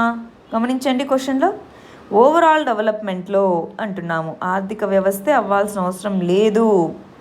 సరే, 3Cస్ని సపోర్ట్ చేయడానికి కారణాలేంటి, దాన్ని అపోజ్ చేయడానికి కారణాలేంటి, వే ఫార్వర్డ్ ఏంటి? ఇలాంటి క్వశ్చన్స్కి ఇప్పుడు మీరు రాసిన పద్ధతిలో లింకేజ్ అనేది ఉండాలండి. నార్మల్ క్వశ్చన్స్కి ఇలా రాస్తే బాగుంటుంది, ఇలా రాసినప్పుడు ఇదిగో ఇలాంటి క్రిటిసిజమ్స్ ఉన్నాయి అన్న స్టేట్మెంట్స్ పెట్టుకోవాలి. లింకేజెస్ అనేవి ఇంకా బెటర్గా రాయగలగాలి. ఇవి ఎథిక్స్లో ఇలాంటి క్వశ్చన్స్ వస్తాయి. జనరల్గా జిఎస్లో రాసినట్టు టకటక్కడ రాసుకోవడం కాదు, ఒక లింకేజ్ అనేది ఉండాలి పారాగ్రాఫ్కి. ఇది ఇవాల్టి మన మెయిన్స్ క్వశ్చన్. ఇవి మన ఫస్ట్ 2 ప్రిలిమ్స్ క్వశ్చన్స్. ఇవి మన 3rd and 4th క్వశ్చన్స్. వీటికి ఆన్సర్స్ కమెంట్ సెక్షన్లో ఇవ్వండి. రేపు వీటి కరెక్ట్ ఆన్సర్స్ ఏంటో చూద్దాం. All the very best. Thank you very much.